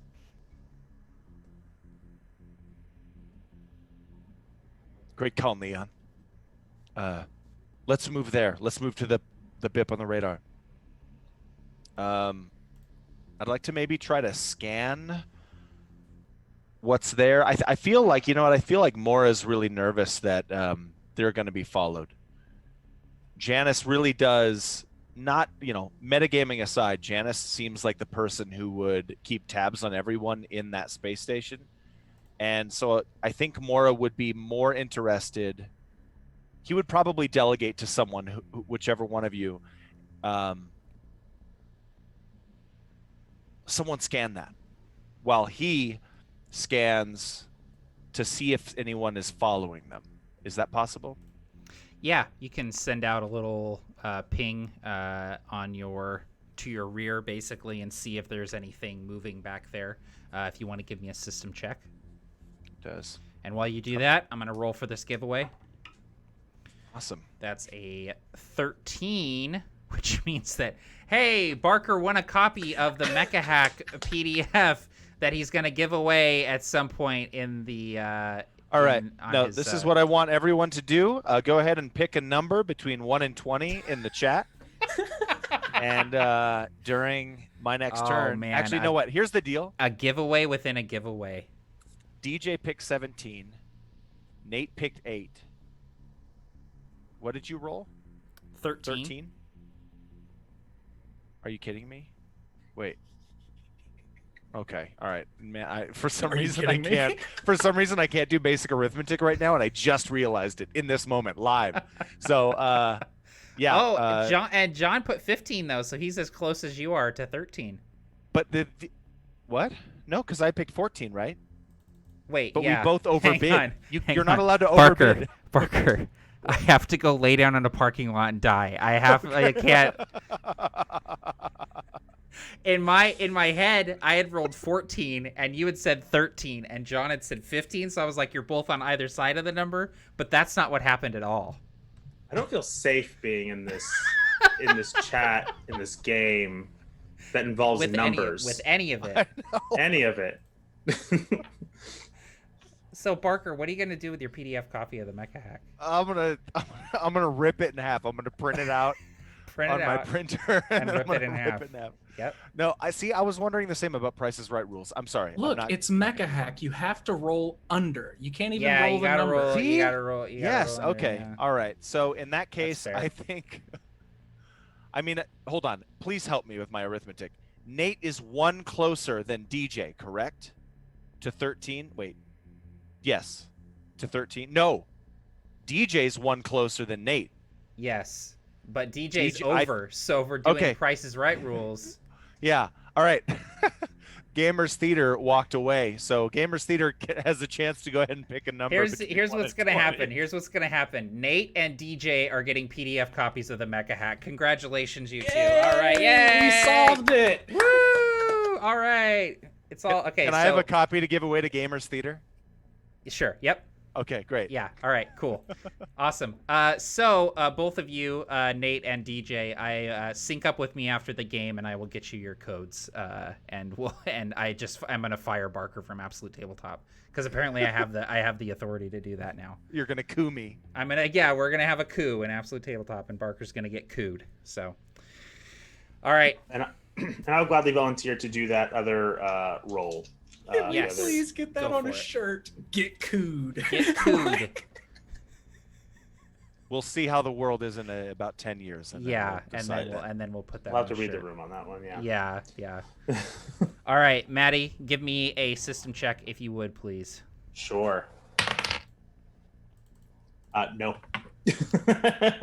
Sorry. There's a lot of debris and there's a lot of ionization happening here, and you just can't get a read on what's going on there. And in fact, Zasha, you even your scanners, even though you spotted this thing, you're having a hard time tracking it and where it's going because of all the interference. I will turn on my cloaking device Yes. as we start moving for it. towards cover. Make sure Let me you roll my- give me that reactor roll. Oh, gladly. What is our visual situation? Visual, it's a little clearer, but with all of the debris, like it's the big rocks and then it's like the dust, just, this dust in the air, not the air, the vacuum. And then the nebula itself. That said, there is like a luminescence to the nebula, and so you can see like a good distance in front of you. I would say you could probably see out to far just with looking at your HUD. Okay. I say my reactor is good, and I say cloaking now. I do have a signal jammer if the need arises. I don't think that it can help more than 2 of us, but it is an option. Permission to advance, Commander. If we can't see it, it can't see us. The question, the request hangs on the radio a little bit as the commander punches the radar ping at its longest extent away behind them, and he successfully makes that systems check. Just first glance, because Mora wants to get back to Zasha as quickly as possible. Is there someone there that followed us here? There's not. Granted. So Zasha is at the very least an ace pilot, even if fiddling with all of the different arrays and things are not her strong suit. So is there a method in which Zasha could smash off of one of these asteroids or something in this debris field to push herself as though a piece of debris on her own deeper into the nebula and the debris field to get a view without activating thrusters or lights or pinging anything, just completely go dark and kick off of a rock? Yeah, we can do like a Millennium Falcon floating away with the trash situation if you want. You want a mobility? Yeah, we'll call that a mobility. What is a 1 is a critical, right?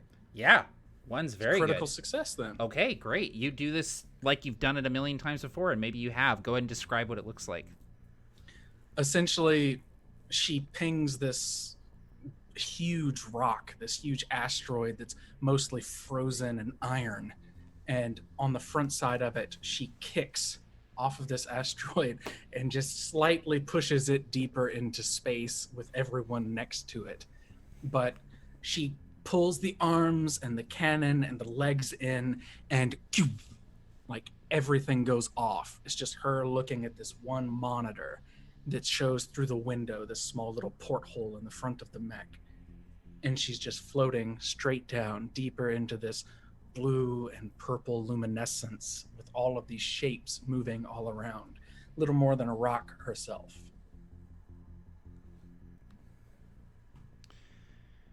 As Zasha advances through the debris field with no thrusters, completely silent, emitting no light, no heat, and Mattie, you cloak disappearing from view and from scanners.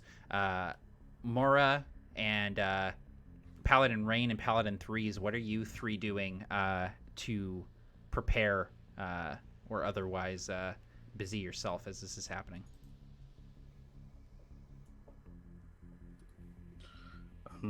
So can I actually ask, like, I thought we all came out here to like have like a conversation or something. What it like has our goal like shifted? Are we doing something else now?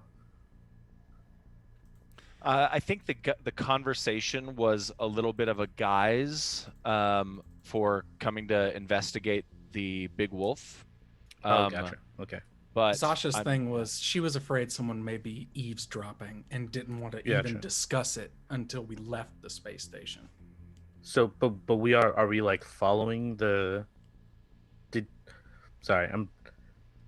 I was a little lost on that conversation. So, are we now following the tracks to where we need to get to the ship, or are we discussing the results of getting the tracks to get to the ship?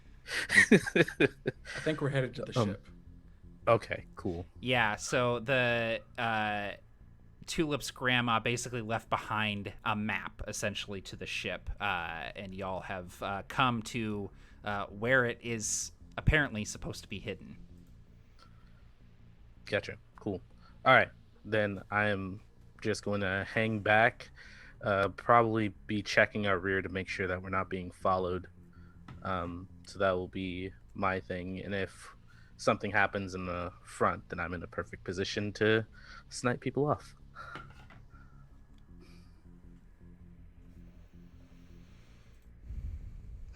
So would Paladin Rain, would her mecha be able to catch not what this thing is, but just like an ambient kind of shadow?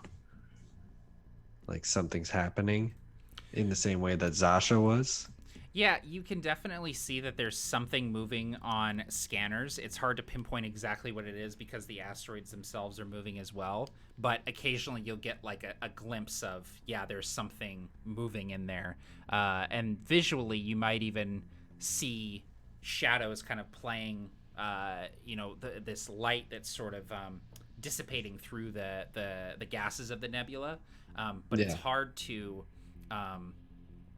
pinpoint what is an asteroid casting a shadow and what is this thing moving. Right on. Okay. Yeah, Tulip would just be like, what in the bottom rock is that? And she'll activate her sensors as well, and she's gonna try to do a systems check, which, like JB's, is not a great stat. And I rolled a 1. Damn. Wow. We are in it to win it in this nebula. So you are scanning through and you see, you have Zasha on scanners and you see Paladin Neon floating, drifting through the debris field, moving towards whatever this shape is. And I imagine it being like the echolocator from Aliens, where it's like and it's like pinging off of stuff. Yeah, this sort of wave, and as Zasha is moving towards the debris field, you see this thing is like Zasha is on a course to potentially run into it, fly over it, fly under it.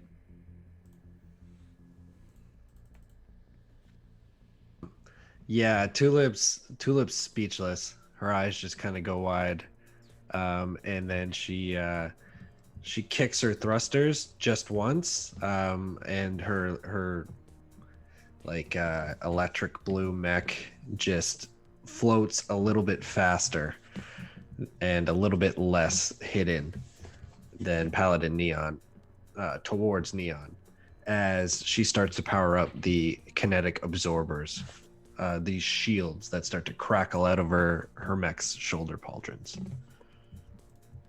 All right, and Paladin Raptor, what are you doing? Paladin Raptor reaches its arm out and grabs onto one of these large chunks of debris, stopping itself. And you see outside of its broad shoulders pop out just rows of rockets ready to fire. And he turns a dial, Mora turns a dial on the inside, and everything just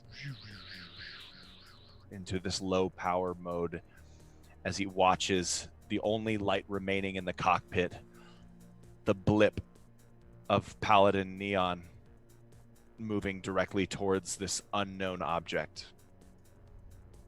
Inside Neon's cockpit, it's completely silent except for her breathing, like in space, completely quiet.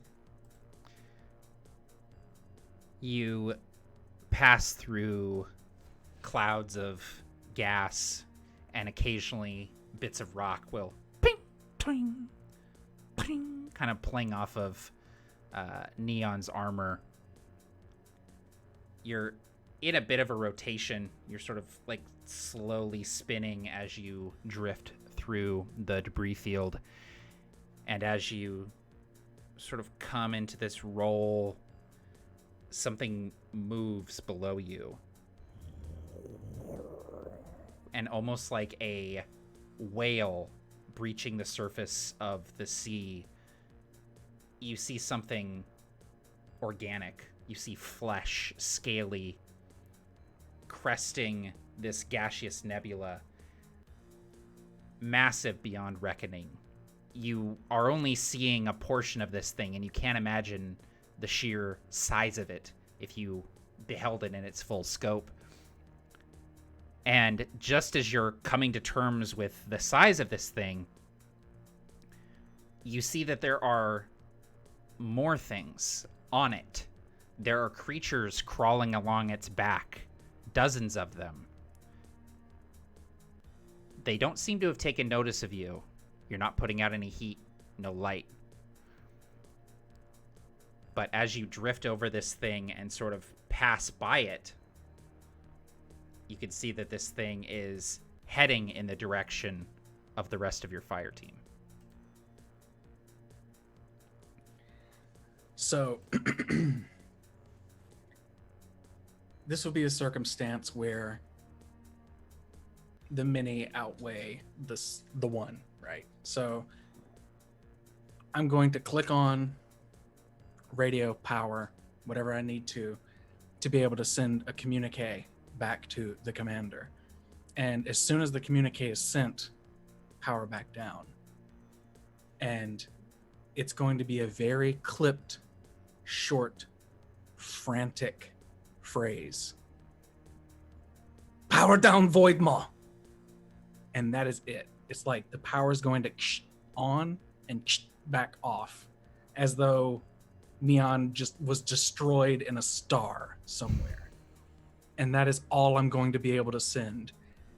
And I will have my hand on the little toggle that goes up and down to cut on the emergency power override to just get this thing's attention however I can if they cannot power down in time.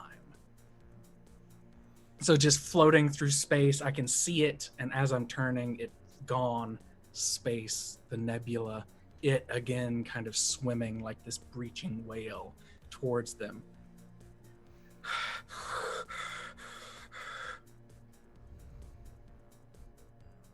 The message is received by Mora, who I would, and Matt, maybe this isn't the case, but I would imagine that Mora, would anyone not believe the Void Maw exists, especially if they've spent, most of their life on space stations? I think that the Void Maw is a recent enough thing because they've always existed in Lodestar Alpha, but they've been this sort of legend of like, oh yeah, well, everyone knows there's monsters, under the surface of these planets. And with the arrival of the Aeons, the Ionic Primacy, the Void Maw have reappeared, reemerged, and become a very, very real threat. You likely would have been briefed on them, but they're still a distant enough threat and an alien enough threat where you never really thought you'd come up against them or that you'd actually encounter them. Sure.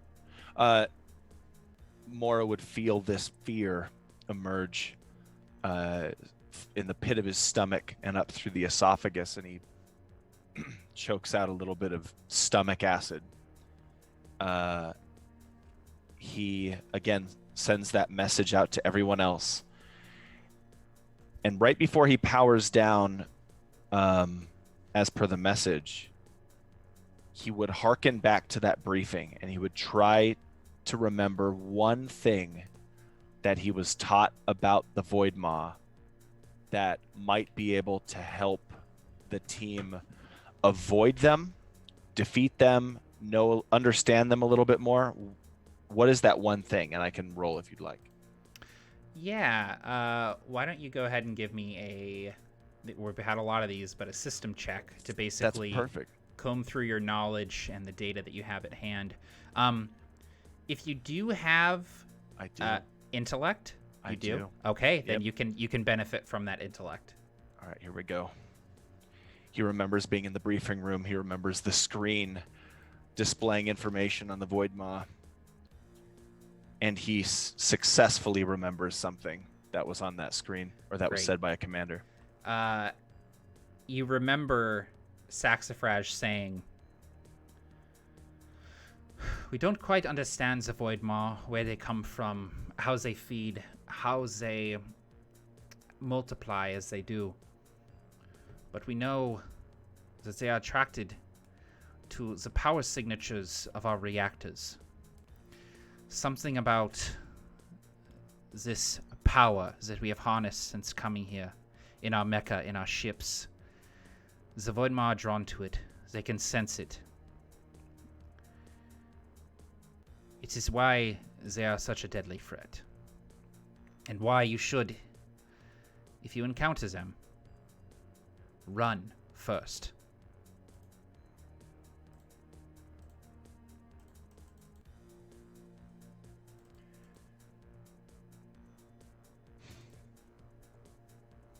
So that based on that information, it would be the input to power down is good advice. It is sheer fucking luck that Zasha powered down to kickflip out into this fucking nebula. I had no clue. I had no fucking idea. So this is like divine providence.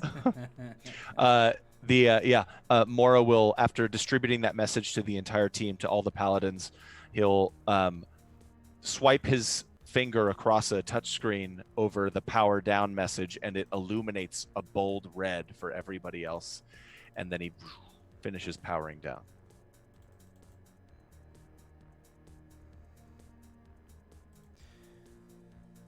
What does everyone else do as this message come through? Mattie's conflicted because if he powers down, he doesn't have an invisibility cloak on anymore. But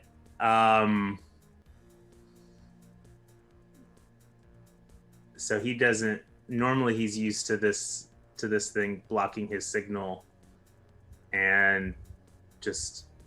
I mean, do I know? Does the cloak somehow dampen the signal of my reactor, or is that just I mean, I don't know how much I know about these things, but You know that it does scramble your reactor signature so that you don't show up on sensors.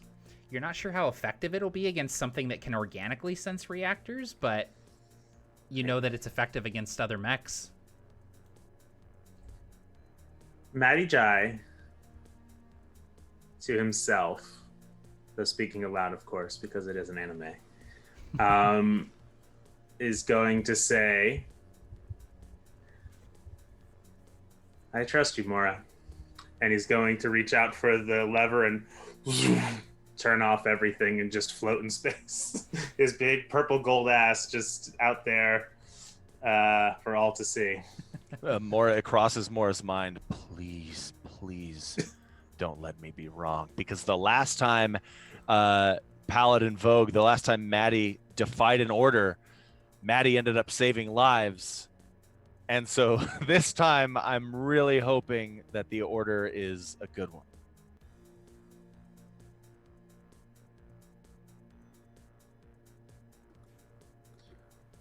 Yeah, so Regael would obviously understand the threat that is being posed, both by the urgency of Zasha and Mora passing on the information about their power signatures. So he would power down and immediately pull out like a small vial, dump some pills into his like thing, and just like chug them down real quick to keep from panicking again. And Tulip Cho would have just kicked her thruster in those tiny bursts one last time towards Paladin Neon when the order comes through, and she frantically hammers a button and the thruster cuts. But she starts to float carelessly towards an asteroid that's floating about, and there's like a dramatic tension that hangs in the air, and she just clinks it, but no noise, space. But you just see that like sci-fi rock just start to crack from where the mech impacted it ever so slightly, and like float towards this Leviathan. But yeah, she just like kind of crumples into the rock and waits there, gripping. I would like everyone to give me a presence test, please.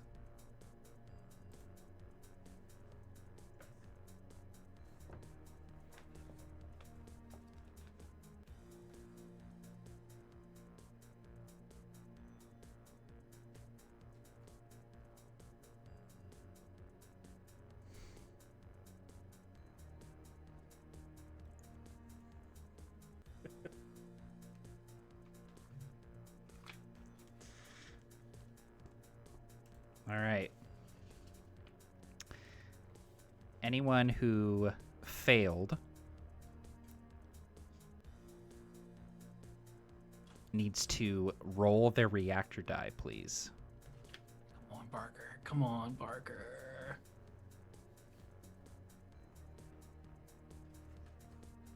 Okay.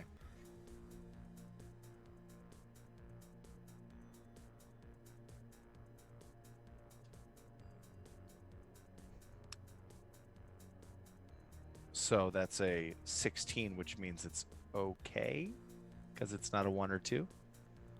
Wait, your reactor die? Yeah. It should be like a D8 or a D6. Oh, crap. I'm an idiot. I'm sorry.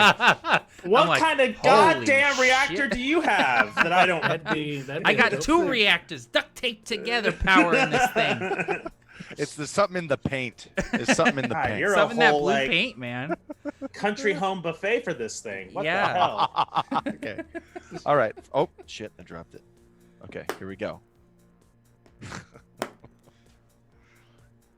Are you sure I can't take the first thing?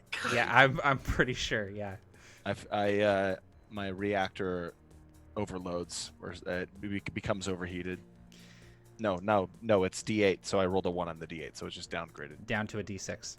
Now I can decide that I'm 1 with the machine, but you know what? I'm not going to, because I'm powered off. I can't do 1 with the machine right now. The Geist system is offline. Okay. Makes sense. You all catch sight of it. What Zasha saw as it emerges from the nebula and crashes into an asteroid obliterating it like it's nothing.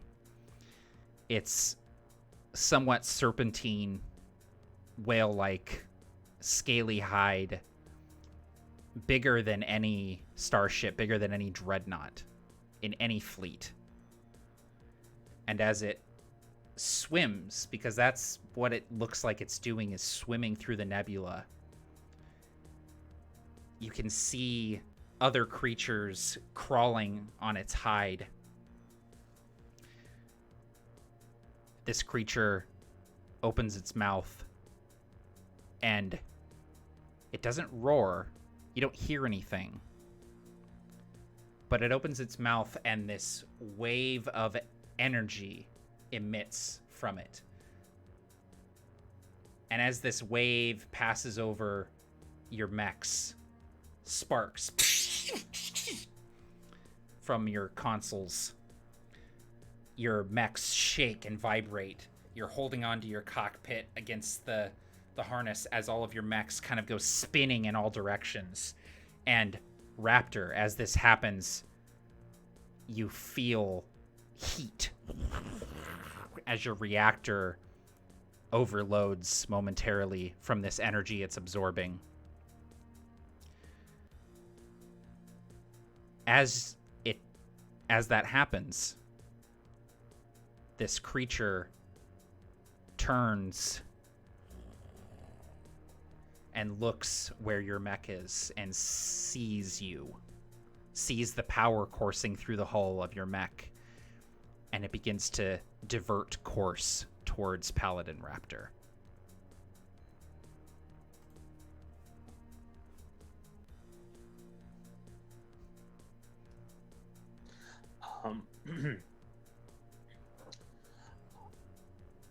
I would, if we all see this, I would power on, because I can't move without it, and hiding at this point is not an option. And as much as I think that Mora would be glad to be eaten, if it meant saving everybody else, I will not give him that satisfaction. And eating like some mech noodles. I'm going to, I don't know how far I am from him. I didn't really move too much into the debris or anything like that. I sort of cloaked and went for cover and then did my best. But if I have to, I'll use my jump jets to just to get over to him.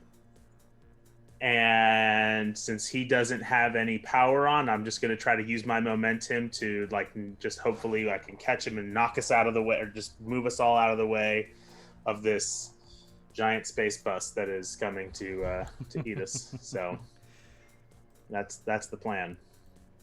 Okay, great. Mattie's powering up. You all see that. You see the light and stuff sort of flow through the hull, through the chassis of the mech. Raptor, you're still kind of rattling around in your chair, but you see Mattie flying towards you. You see this void maw creature coming towards you as well. What do you do? Mora harkens to a memory.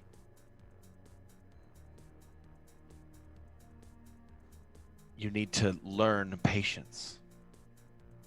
He's angry. He throws that fuel canister down the hall. Yet another training exercise forfeit due to over-aggressive tendencies. He's not going to let it happen this time. He's going to stay. He's going to wait until he's shoved out of the way by Mattie. And then he's going to wait to power up at that moment so they can together use the combined might, linked in arms of both of their mecha, to retreat and get out of there. And he makes the order to return to Nova Locus. A difficult decision. One that Tulip Cho might be disappointed in, but there are bigger space snakes to fry at this point. So, sorry, go ahead. No, it's okay. Go ahead. So I have a quick question. while they're powering up and they kind of have the monster's attention, I'd like to power my mech on just to perform like a quick like check. So we're supposed to be kind of in the vicinity of this ship that we're supposed to be looking for, right? And I know Mattie has like discovered the that we have something to dock with the ship. Yeah. Is there a way that I could activate that and see if it pings the ship? Yeah. We could give that a try. Why don't you give me a system check and see if you're able to basically ping the ship using that subroutine of code that Mattie found for the catapult launch system. Cool. Yes. Awesome. Rolling very low today. You bring up that bit of code. You're in low power mode. And I imagine that as you're doing this, the scaly hide of this creature is just like flowing past your cockpit, like obscuring everything in your sight as it's sort of flowing past you. And you're kind of like keeping your eye on it as you're also like typing madly on your console. You initiate this subroutine. You hear like some things like clicking and whirring in your mech that you didn't even know existed. This sort of like, and you get this warning. It says, ship out of range cannot initiate launch sequence or landing sequence. And it like, blip, blip, like pings on your map where the ship is. And you can see that it's distant, it's far away, but it is in this debris field. Conveniently, the gigantic kaiju creature is between you and it, but it is in there. The ship is in there. So I think everybody would just like, as he's like doing all this stuff, you guys would just hear him start to like say to himself, "This is the mountain. This is the mountain. It's behind the mountain." And he just like, "Commander, I think we can get to the ship. Are you sure you want to retreat?"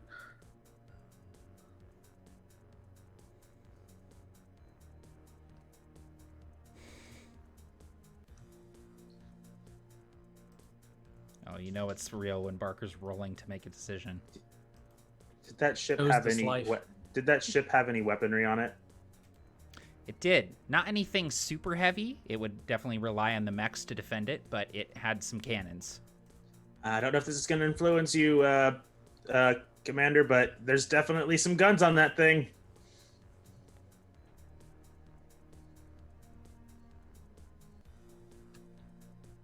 He has to make the difficult decision.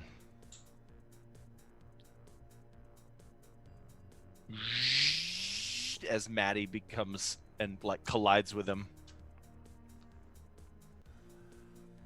Sorry, Saxifrage. He explodes in one direction and says, "Go for it. Go for the ship. Belay the previous order. Go for the ship." And this courage and this like electric energy kind of like fires off, and it's like it hits Tulip's mech as its thrusters start to power up, its cockpit lights start to flare active, and like the tail end of a flag, she starts to follow Paladin Raptor and Paladin Vogue. Let's roll initiative, mobility, or system, whichever is higher for you. Thumbs up, thumbs down for success or failure. Oh, damn. Oh, damn. All right. So we've got Vogue and threes. And then Kaiju. And then we've got... And then what? And Put then me what was that? all the way at the bottom. I said Kaiju. Was it one more time? Hedgehog? Yeah, hedgehog. It's a space giant hedgehog. space hedgehog. And it's gonna just rip you to shreds. Thanks. All right, and then Raptor, Rain, and Neon. Okay, Vogue, what do you want to do? Well, I have if I remember correctly, my commander also has jump jets because he is a jet. If he wants to be. But my plan would be to give us the maximum distance away from this thing is to somehow coordinate our jumps to if he wants to basically like just zoom us as far away from this thing as possible into the direction of the ship. My instinct is not to fight this thing. It is just to get away, and maybe we find something bigger on that ship to shoot at it. I think Mora's in the same like mind. Yeah. So my initial thought would be jump jet far away. I believe I can do. And because we're embraced, maybe there's an advantage if that is a mobility test. I think it's just I literally jump to a far location and then I make a reactor die check, I believe. Yeah. So, but I will gladly just hang on, and what I'll say is, if you want to try and jump and carry Raptor with you, you could make a mobility test at disadvantage, and if you do so, you both move as far as your jump jets will carry you. Okay.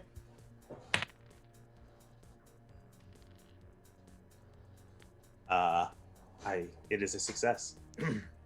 You put all the energy you can into the thrusters of Vogue, and there's like a like creaking of metal as you're carrying like double the weight you should be, and the strain of the like G-forces on both mechs shakes them violently. But as these jump jets kick in and you just become like a streak of light through the debris field, you pass Paladin Neon. So Neon, you're still rolling and spit, and then you see what looks like Raptor and Vogue like hugging and just like zipping past, flying in the direction of the ship. Reactor roll, Vogue.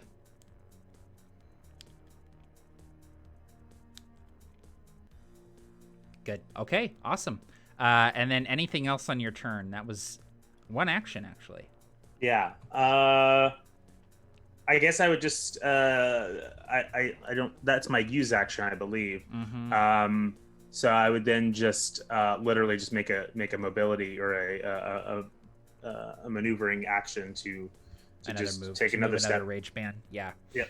You do so. You're not quite there yet, but with another move, you see this like large asteroid, and it's just kind of slowly rotating, almost like a little moonlet. And there's like a glint. You see there's something like tucked up against this asteroid, sort of in its orbit, hidden in the shadow of this thing, potentially the ship. Got eyes on the wolf. Awesome. Threes, you're up. You see Vogue and Raptor take off together we gotta come up with a name for this, carrying another mech with the jump jets, but that we'll call it the Mattie special for now. I like the hugging. I really liked hugging. The fastball special. I was gonna say the fastball special where Colossus. Not exactly the Wolverine. same thing, but similar enough. Similar, very very similar.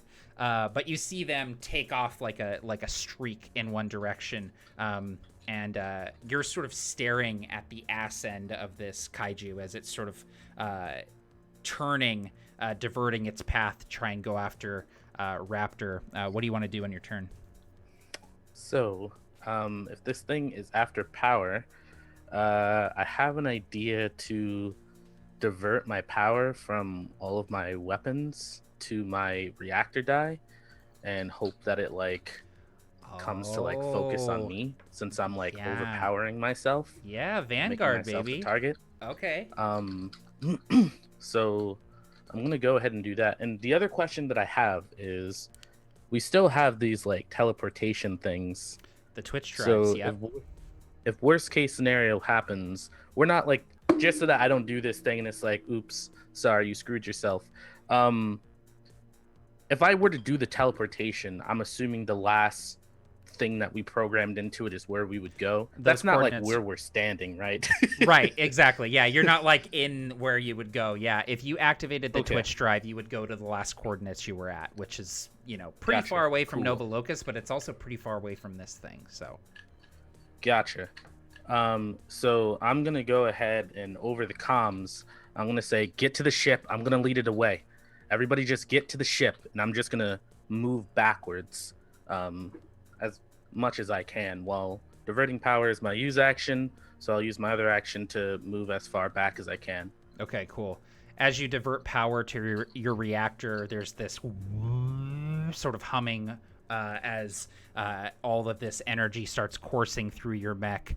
I almost imagine it like panels have to open up to start like venting power Yeah. and stuff.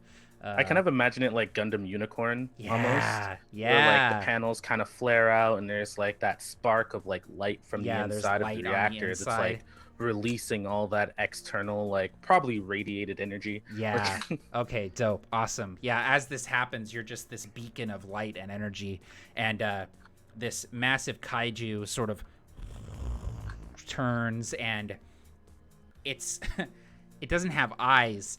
It's covered in eyes, but you can still tell that it's like looking at you, and it begins swimming in your direction, completely forgetting the paltry reactor it was going to go after and honing in on this really juicy piece of reactor meat here.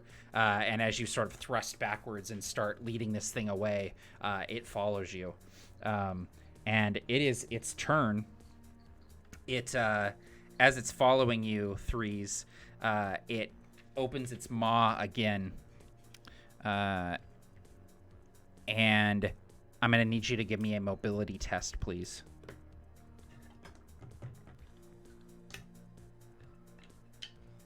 Good? Okay, cool. There's a light that glows from inside its maw, and a beam shoots out, just a Godzilla-style laser just shoots out of this thing's mouth and cuts through the nebula. You see it like gas swirling around this beam of energy as it cuts through. You manage to, with the augmented power of your reactor, you're able to make these like minute adjustments with your thruster, still running away from this thing, but also deftly avoiding this beam that emits from it. Okay, Raptor, we're up to you now. You see on your scanner, you can see that the kaiju is moving away, and you heard on your comms that 3 was going to try and lead it away from you guys. You are still with Mattie, though you are a little bit behind where he is, and he just called out that he thinks he sees the big wolf. I think it's the primary objective, since Threes is luring the kaiju away. He just thinks about the courage that takes. He begins following Mattie and looking for the ship as well. Is there any way that I can use systems to get a better beat on it, or do we see it in front of us? You can see it. You can visually see this Okay. like glint of metal against this huge asteroid. It'll take 2 moves to get there if you want to reach it on your turn. I am going to use.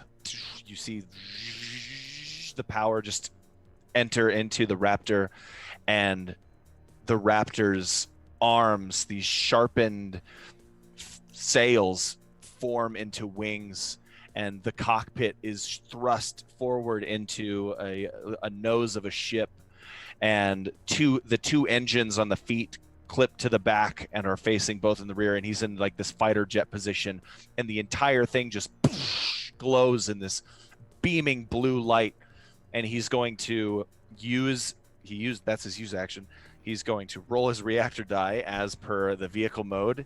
He's going to be perfectly fine. He's wipes the sweat off his brow there, and he reduces all movement by 1 action. So that means that I can get there on my turn and then perhaps enter it. Yeah, I'll say you can Cool. absolutely do that. So you, just like the Paladins logo up here, you're just like, whew, just this streak of light as you zoom across this asteroid, drifting into its gravitational pull, and you see Big Wolf, Okami, this freighter-sized ship, and you can see the cluster of bays that are sort of ringing this main fuselage, and you can see there are elevators that go up into each bay, and each bay is designed to launch a mech out of it. And so there's a little bay for each of you, and something on your HUD as you approach the Big Wolf just plinks, and it says landing sequence initiated. And you see one of the bays open up. Do you want to fly inside? Yeah, he says, "Hello, Daddy," and he just soars directly into that open bay. Yep. You do so, you set down, mag locks, lock you in place, and then it rotates you around like the Batmobile, and you're now facing front again. And listen, I've given this a lot of thought. You then, the cockpit below you opens up, and you will find yourself being elevated down into the ship, like from inside your cockpit. Very like Voltron style, as you're brought down into the main ship. And you are now inside Big Wolf. Everything else that Matt has done has been improvised. This is what he spent 3 hours prepping. Yeah. The inside of Big Wolf. Oh, and it's gonna have like Voltron style elevators. Yeah. Got 4 bulkheads in this room. Oh, and the toilet. Oh man. Okay. I'm gonna run to a bedroom and click a certain bunk and do dibs by putting my bag on dibs, it. and then go to the bridge. Yeah. You. Well, we'll get to that in a second. You're inside Big Wolf though, and Mattie, you see him disappear into the ship. Rain, it is now your turn. You are back at the back a ways, but I think you see threes taking off with the kaiju, and you see Vogue and Raptor taking off in the other direction. I think there's an unfortunate happenstance reality of those two things happening. For one, she was trying to follow Paladin Vogue and Paladin Raptor, who are going far faster as the monsters started to turn towards them. And then threes sent out that message, powers up that reactor, starts beaming like a star. And then as the worm starts to turn, Paladin Rain, unfortunately, is like caught directly center, and you just see this massive shape in front of Paladin Rain, and she just toughens up in a really like fronting way that no one would believe, including herself, and she says, "You don't look so tough." Click, and she fires her pauldron missile bunkers. They open up, and they all just fire off into this mob, but it's literally like pinpricks into a void. And she tries to make some damage because she's naive. All right. On your roll, please add 3 to it, as this is a enemy that is a few hit dice above y'all. Okay. Amazing Grace starts playing. Yeah. Okay, testing power. Okay, so I rolled a 5 plus 3, still an 8. My power is way higher, so Great. we're good. But what is my 4d4 gonna do to Godzilla? Well, we'll see. Go ahead and roll it. 4. You could chip a tooth. Is there a little pilot inside the kaiju? Yeah. Yep. 12, and yeah, it's definitely all focused on the one target. 12 damage. Okay, cool. Yeah. Note that. Sick. You do the space mech equivalent of. Yeah. That's exactly what it is. No! A rubber band shot. I just across the keep glass thinking window. about. I just keep thinking about Megas XLR when he's fighting a thing the size of the moon. He's just like Yeah. punching the hell out of it, and you Yeah. can't even see him.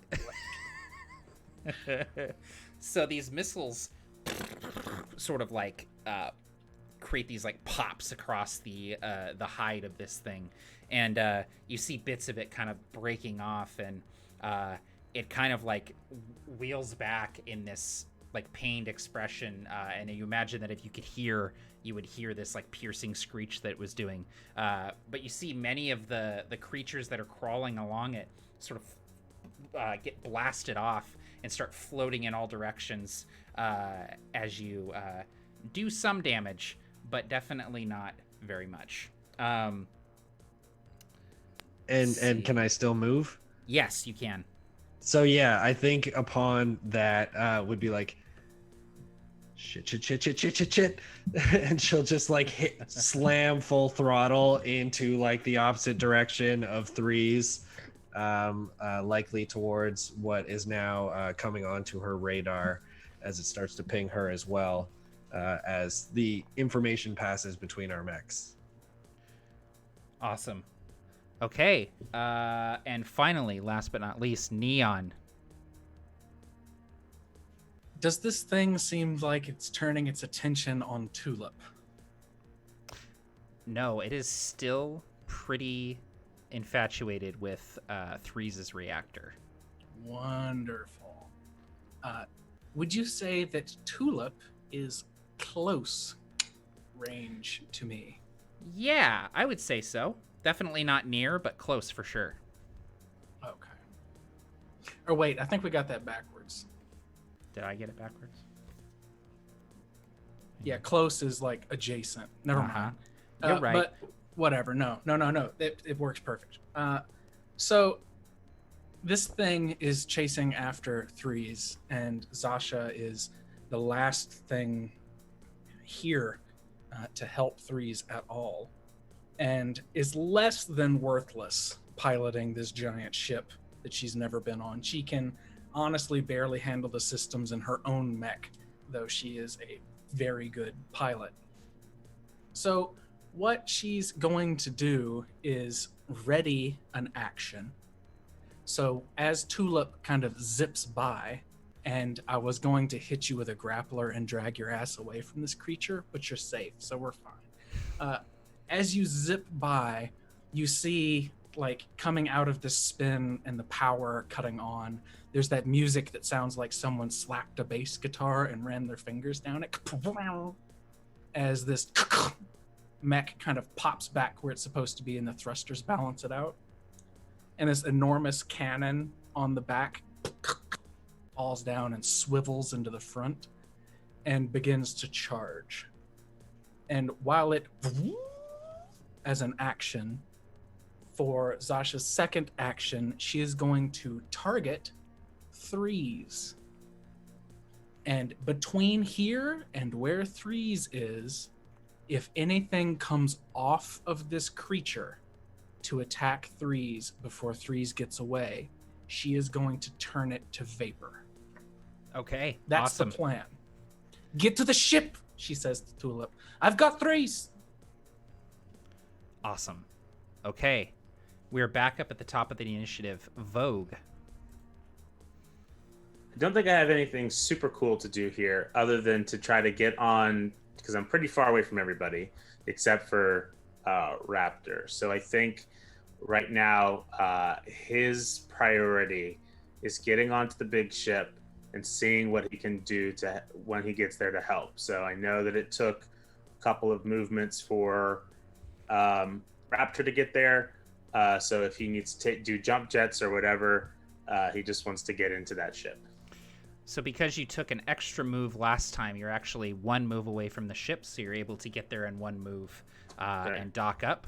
And again, once you get close enough, there's this ping, landing sequence initiated, and the sort of bank of bays rotates, and one of the other bay doors opens for you. It's just my size. And I if it's a use action or whatever, I get in.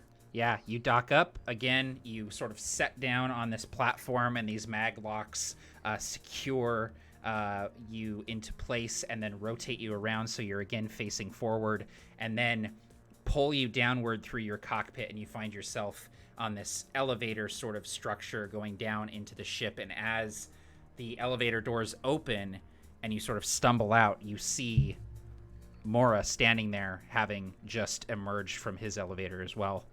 You two can communicate if you want to. You think you can fly this thing?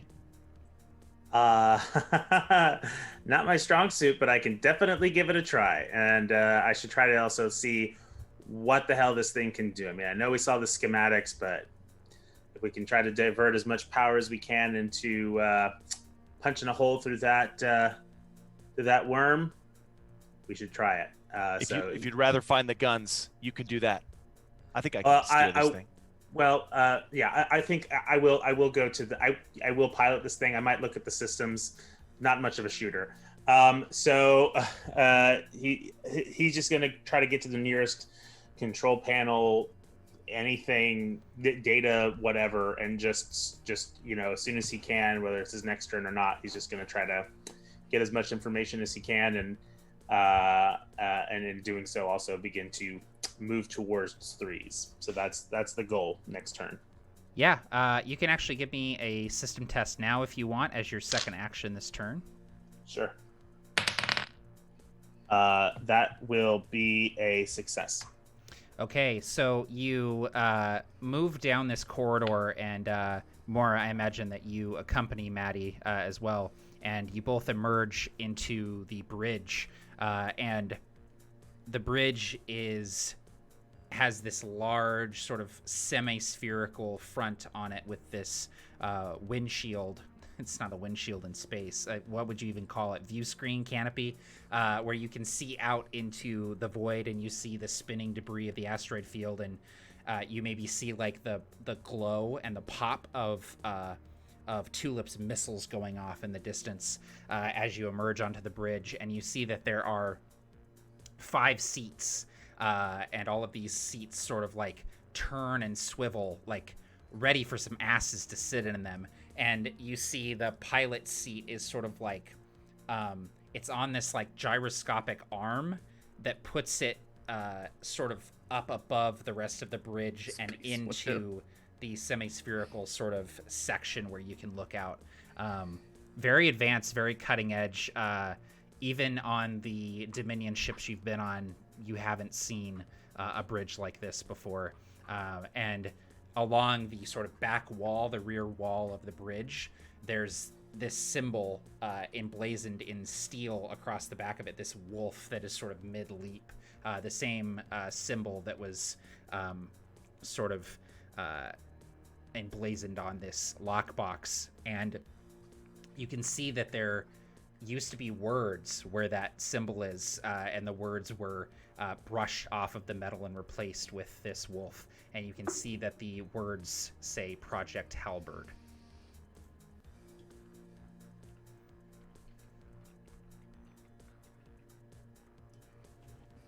Well, that's good to know. So I'm just I access all of that and get it warmed up, ready to go. Awesome. It is warming up, and all of you get a new ping of a reactor signature, a large reactor signature on your radar. Shit! As the big wolf begins powering up. Oh, right. I forgot about that. All right. Threes, you're up. This kaiju is chasing you. What do you want to do? Cool. So I guess now my question is, since they just powered up the ship, does that dwarf my thing and now it's going to turn and face them?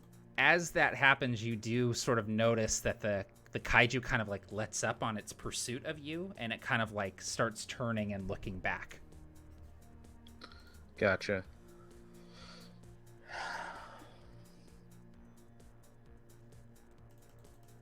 Man, trying to figure out what the best thing to do is, because I still want to buy them as much time as possible. Is there anything that I can like look on it? Like, is there like, this might be like kind of a stretch, but is there like some kind of like fin or something that it's using to like you know what I'm saying? Like kind of like Yeah, looks like it's like sensing us or something that I could like kind of target to maybe like I don't know, like there's lots of like I don't know, like interesting looking things on this creature. It's hard to pinpoint exactly what it's using for what, but you can see that it has this almost like lamprey kind of thing on front of it. This sort of appendage that sort of is hanging over its head, and then it has this kind of glow to it that definitely seems interesting to you. cool. Okay, I'm not gonna be able to do all the things that I normally do.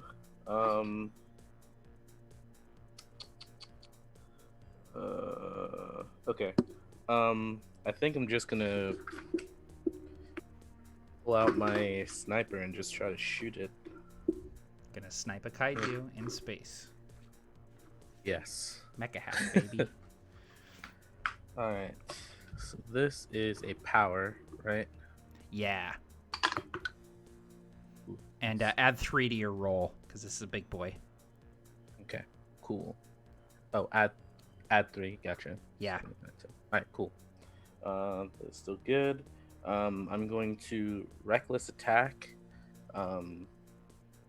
which is going to give me an additional damage die. I had to like write all this stuff out to make sure I like got the maximum amount of damage. Yeah, for sure. Keep forgetting. Yeah.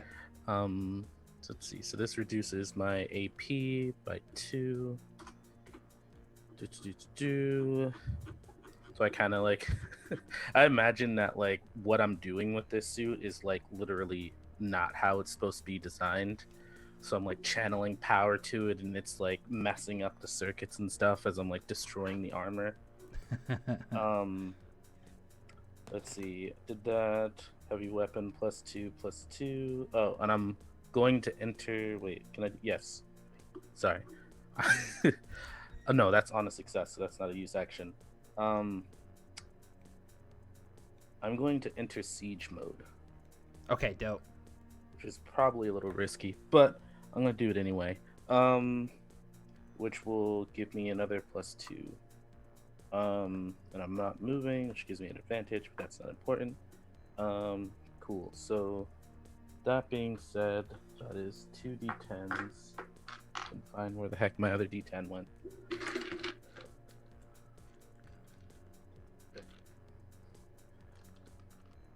Cool. Ooh, that's some good damage there. 19,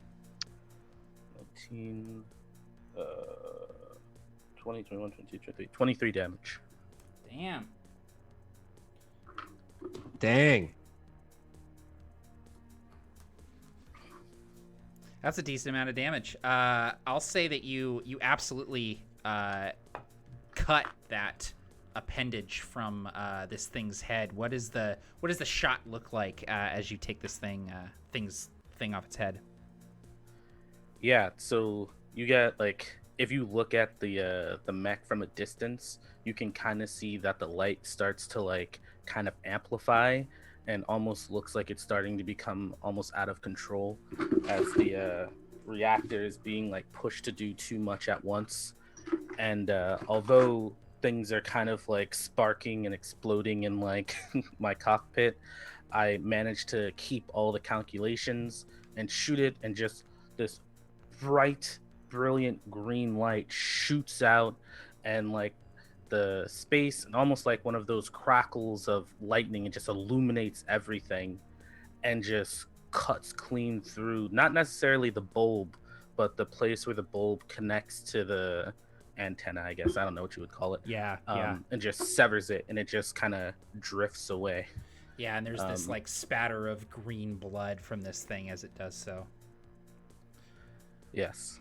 Awesome. And I am hoping that is something that might make it either focus on me or maybe lose its like dampen its ability to sense our reactors or something. If not, that was probably a waste. No, I'll say that it basically anyone trying to escape this thing will have advantage on their check because it lost this this sort of sensor on the front of its head. It does kind of look back at you as it's sort of in this bank, and as it does so, a cloud of these little creatures kind of crawling all over it sort of leap off of it and begin floating towards you. As this happens, Neon, you get a beep, beep, beep, beep, beep as something kind of crosses in your path of your target lock on Threes. You see that there are these little kaiju creatures sort of floating towards Threes. Would you like to take your readied action? Absolutely. As they cross the field of fire off of this creature and swimming towards Threes, do I need to do any special adjustments to this? You'll need to, or no, with these little guys, you do not. Okay. Let me do math. I rolled a 2, which for me, with crippling damage, is a critical damage on an attack roll of a 1 or a 2. There you go. I'm gonna black out. Okay. And that was JB's last stream. Right. Okay. Track 3. All right, so it's plus 2 damage.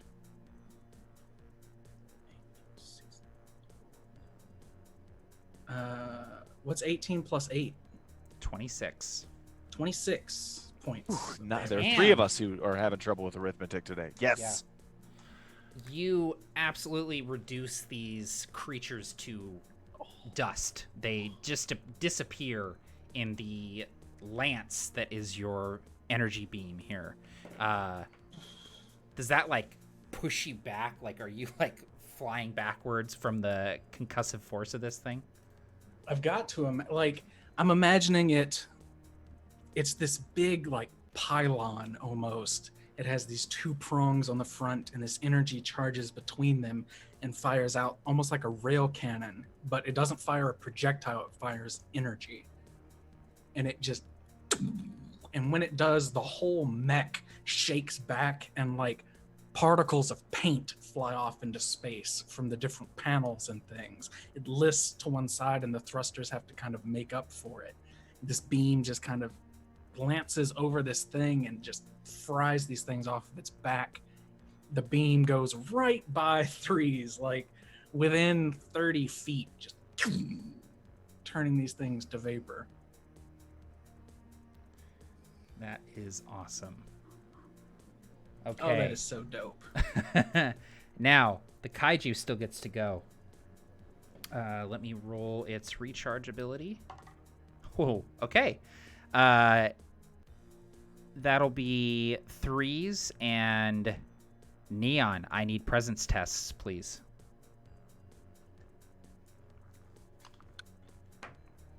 Okay.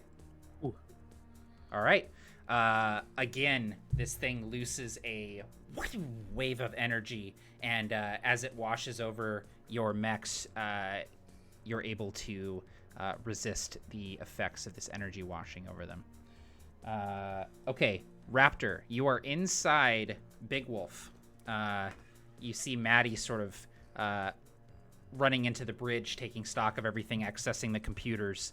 You see everything he sees, and you see these seats. There's like one at like weapons. There's like a navigation panel, and then there's like a command chair in the center.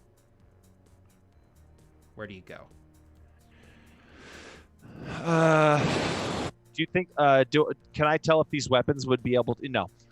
Mora can't tell anything yet. Mora goes to the weapons console and attempts to target the kaiju to see if they could hit that thing while maneuvering.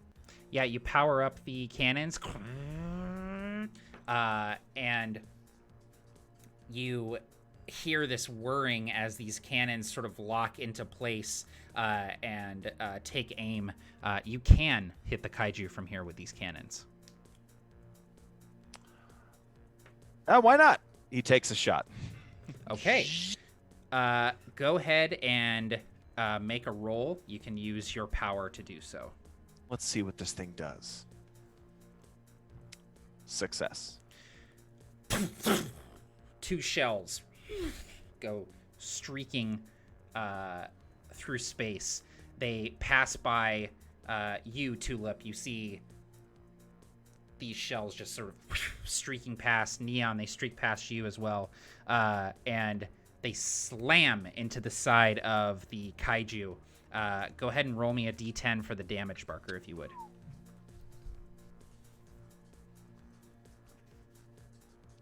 Seven. Okay. Oh, man. The kaiju sort of reels back, and again, if there was sound, I'm sure it would be like, "Rah!" Like doing a whole Godzilla scream. Blood sort of begins leaking out into space. Chunks of this thing are missing at this point, and Threes, you're the closest to it. You see that this thing is clearly in pain, and you have managed to do significant damage to it. So, Raptor, that was your turn. Anything else you want to do or say? Raptor wants to say, thank you, Tulip's Nan.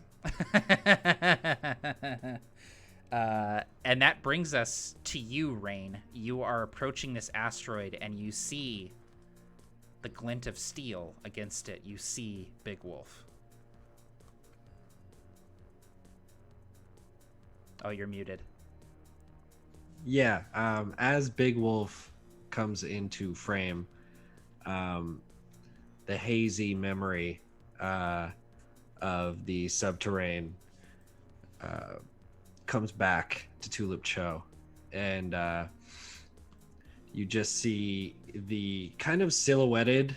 You can't see her face. There's a bright artificial sun lighting Nan, Grandma Tulip Cho, from behind. She reaches down and kind of wipes a bulb of tear from young Tulip's cheek, which is all red from crying. And she says, "Don't worry, kid. We'll see each other again." And then the Tulip snaps back, and she sees the ship, the starship ahead of her, and she starts to well up a little bit, and she hits that thruster, and it just fires the last burst of distance between her and her Nan's ship. And yeah, she hears that robotic voice again, telling her systems are activated, and the Paladin Rain begins to prepare to dock with the Big Wolf. You do so. Again, mag locking to secure, rotating around. You ride the lift down, and as you emerge, you see Mattie and Mora in the bridge down the hallway. And Mora, as the doors open, you hear Mora say, "Thank you, Tulip's Nan." She kind of laughs away her tears, which kind of like shake off her face from that. And she musters some courage and just takes a deep breath. She doesn't have enough in her. This was too powerful for her to take a real action.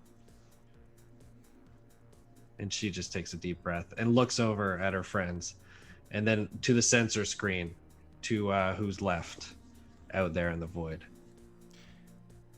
And Neon is out there. It is your turn. So this enormous kaiju has started turning its attention, torn between Threes, who's heavily injured it, and it gets shot and is trying to decide which direction to go. Luckily, I have not injured this thing, just killed creatures that came off of its back. So I think that I'm going to second verse, same as the first. I'm going to reposition back against one of these asteroids and aim over towards Threes, especially now that he's in siege mode and can't maneuver, just in case anything else pops up. And I'll be like, "We're buying time here, get ready to leave," through the comms. Start charging the weapon and get ready. It's pouring out heat Like I can feel it in the cockpit as half of my mech warms up from this shot. But it can fire in space, thank God. Vogue, you are standing in the bridge of the Big Wolf. What do you want to do? I'm going to try a maneuver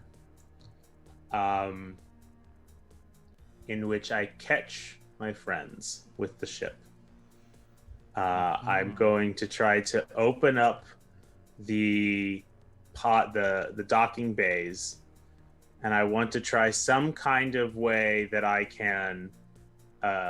This seems to be the theme of the night. I'm going to try to scoop up the others, as while trying not to ram into this thing. And if we can get under the underbelly of this thing and provide a shot for Mora, all the better. But right now, right now it's just a tight little maneuver. You might even see that he's opening up the docking bays early, which might set you a little bit uneasy. But he says, "I have a plan. I don't know if it's a good one, but it is a plan." Okay, so what I want from you is I want a system test to quickly calculate this maneuver and a mobility test to pull it off. Now, Tulip has an action left over from last turn. If you would like to ask Tulip to help, she certainly can, giving you advantage on one of those checks. Tulip, don't just stand around. This is your legacy. Help me out. You're right. It is my legacy. I'm Tulip Cho. Me. This is my ship. Well, okay, it's all of our ship. We're all gonna share. Well, we'll talk about that's. But just get over here.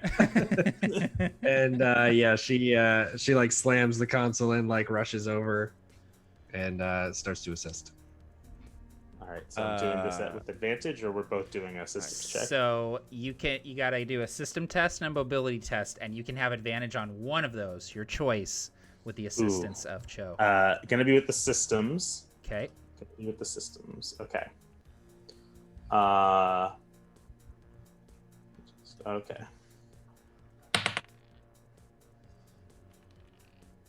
A systems passed. Okay. The computers on this thing are luckily very advanced and very quick, and you're able to ping both Threes and Neon and create a fairly complex maneuver to scoop them both up and escape from the kaiju at the same time. All right.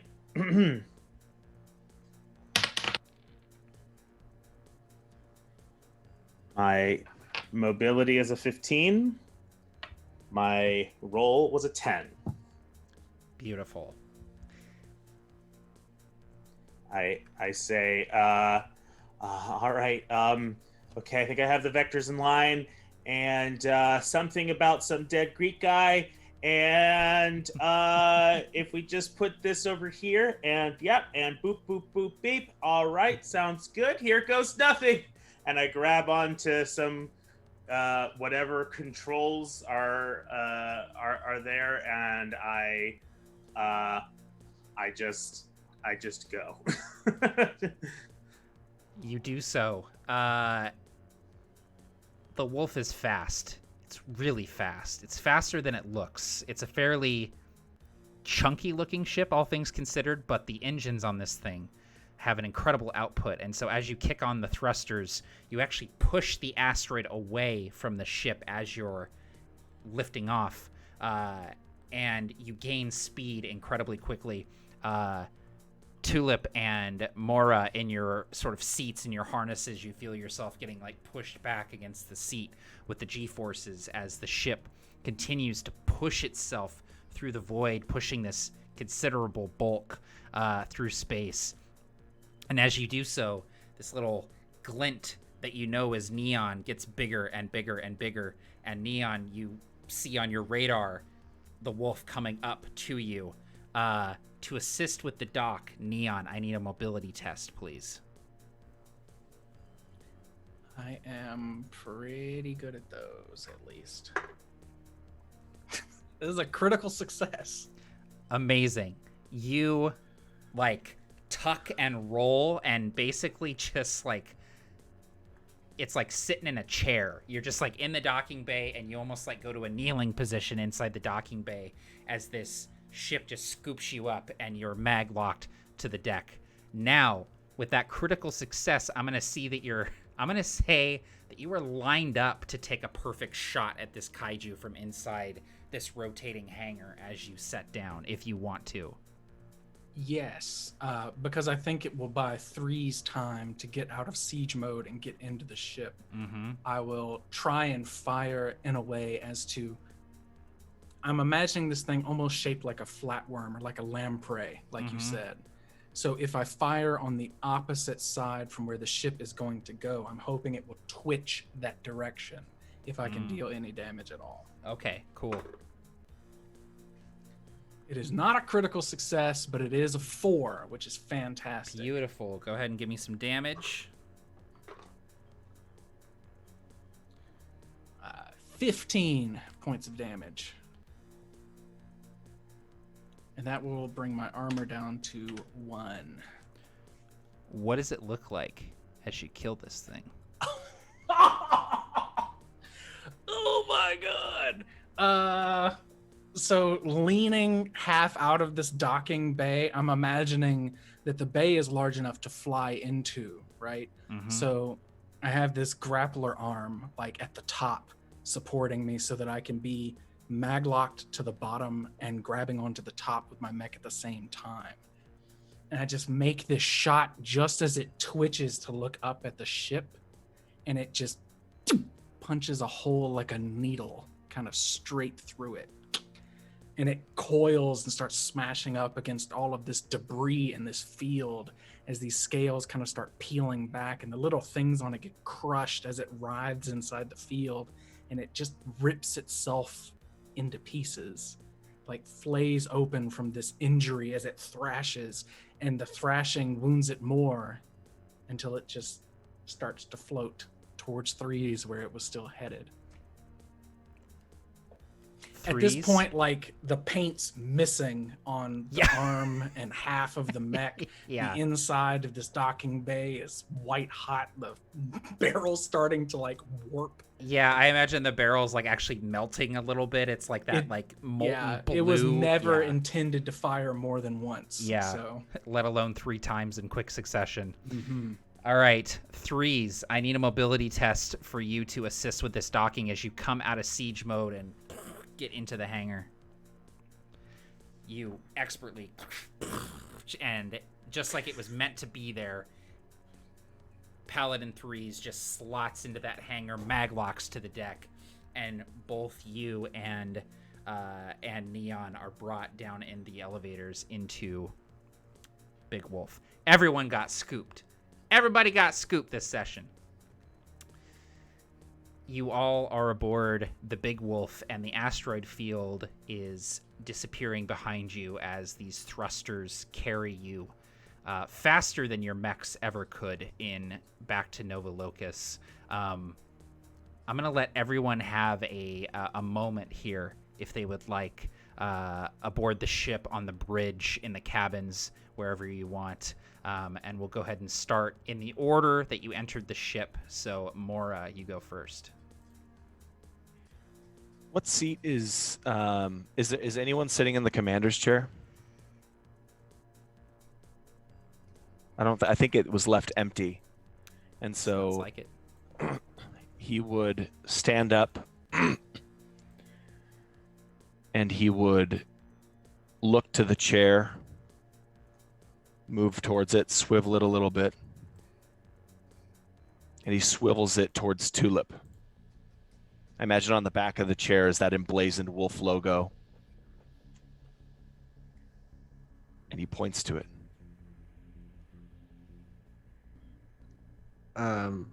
She, like, cocks her head a little bit. Says, "Commander, I can't. I can't. Sure you can. You just haven't done it yet. She does that big dramatic gulp. Steps forward a couple steps. Nods with her eyes closed and sits, letting her arms on the armrest slowly and letting her shoulders ease into the chair. And she opens her eyes.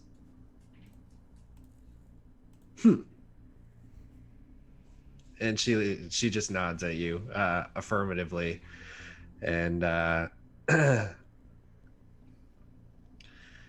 wipes the stain on the corner of her eye and smiles. Big Wolf, returning home.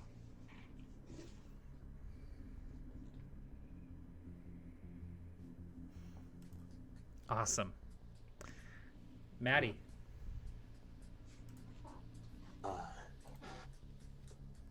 I look back. So at this point, Mattie has gotten up from whatever pilot seat, navigation seat that he was at to do that maneuver.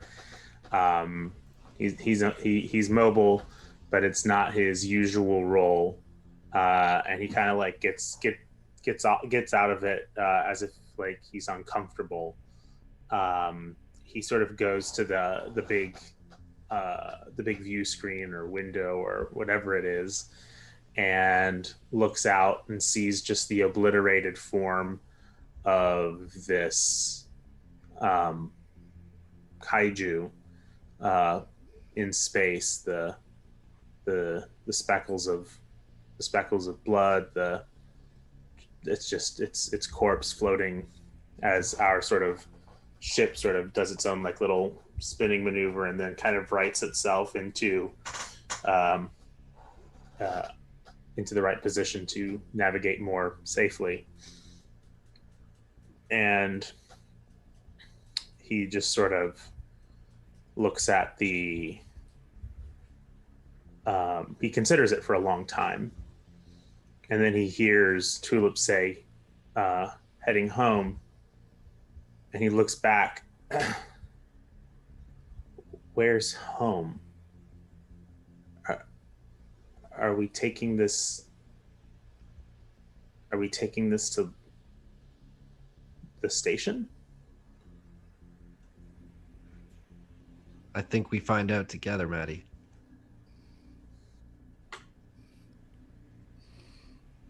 Where that home is.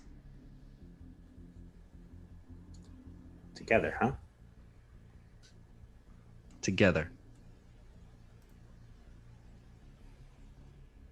I'll give it a shot. Let's see if there's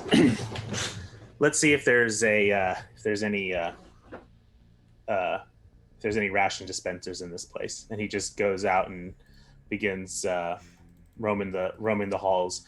But he's actually going to start making his way towards the docking bay to see if the newly arrived need any help with their mechs, and if anything needs. And also, he knows that he knows that Mora has sustained some reactor damage, so he's heading off there. And he actually,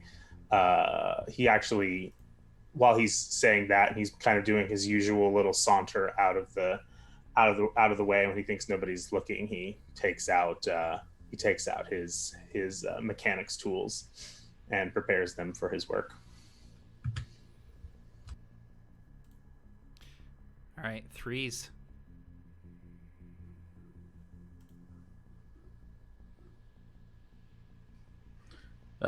Wait, wasn't Neon on the ship before yep, me? you're right. We scooped up Neon first. Neon, go ahead.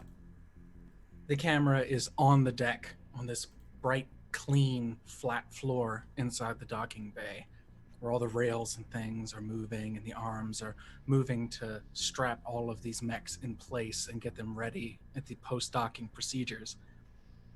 And then this weapon falls off of Paladin Neon's mech and smashes into the deck. Parts of it are melted and warped, and it was too hot to stay on the mech. It automatically ejected and is sitting here, dispersing the heat out into space as the doors finally close. It cuts inside to Neon in this cramped cockpit.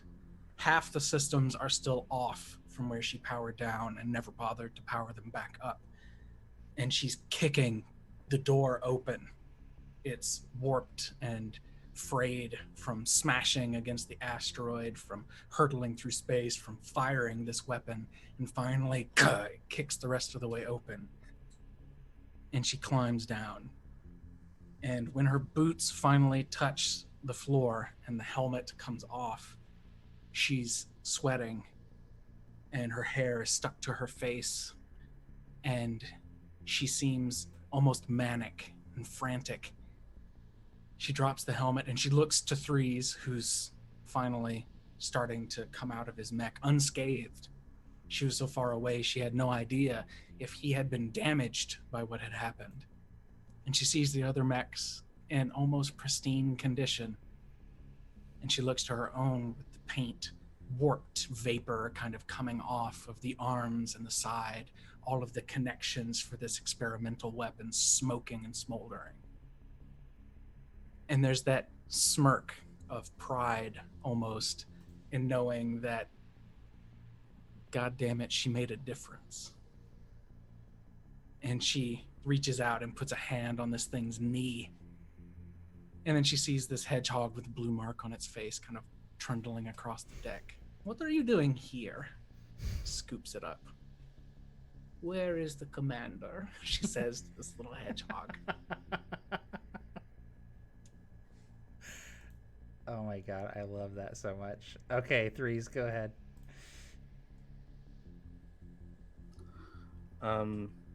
So as Threes kind of like comes down from the cockpit and is just like walking across the hangar bay, and like he's just again lost in like a train of thought on dots that are not lining up again, as he's thinking about like the beast that was outside, how like he's just going over like different conversations in his head. Like he sees him, like he recalls himself saying like that's the mountain, and he recalls Tulip telling him about like the treasure map that his grandmother left, or her grandmother left. And he's just trying to figure out, one, how they even docked a ship behind a creature without the creature destroying the ship. If they clearly don't have the information, so how are they supposed to have gotten here and gotten away without the ship being attacked in the first place? And there's just like, as he starts to think, there's like more questions, and he kind of like mindlessly kind of maneuvers himself up to where everybody else is, and he kind of catches the tail end of people saying, talking about going home. And Matt, if I'm remembering this correctly, there's like a insignia on like the back of like the thing that's been kind of like writ over or whatever. Yeah. And he kind of stops and looks at it, and on every other ship he's ever been on, this is where the Neo Dominion symbol would be. This is where it is on every single ship he has ever been on, but this one has been written over with this wolf symbol, and certain pieces are starting to click in his mind. And as he's starting to, the idea of home and where they're supposed to go and questions are being asked, he's starting to realize, I don't even know if we are who we think we are. Are we actually a part of the Neo Dominion? And he kind of just like turns and looks at everybody, like pretty much his confidence in what he's supposed to be doing, what they're doing, who they even serve, what these mechs are, what the ship is. He has literally no idea what the purpose of all this is. And he's just kind of dumbstruck and out, and like the eye of like the windows, he just sees this floating carcass of this like giant beast that they just slain, and the questions just continuously seem to stream as he's just like kind of waiting with everybody else.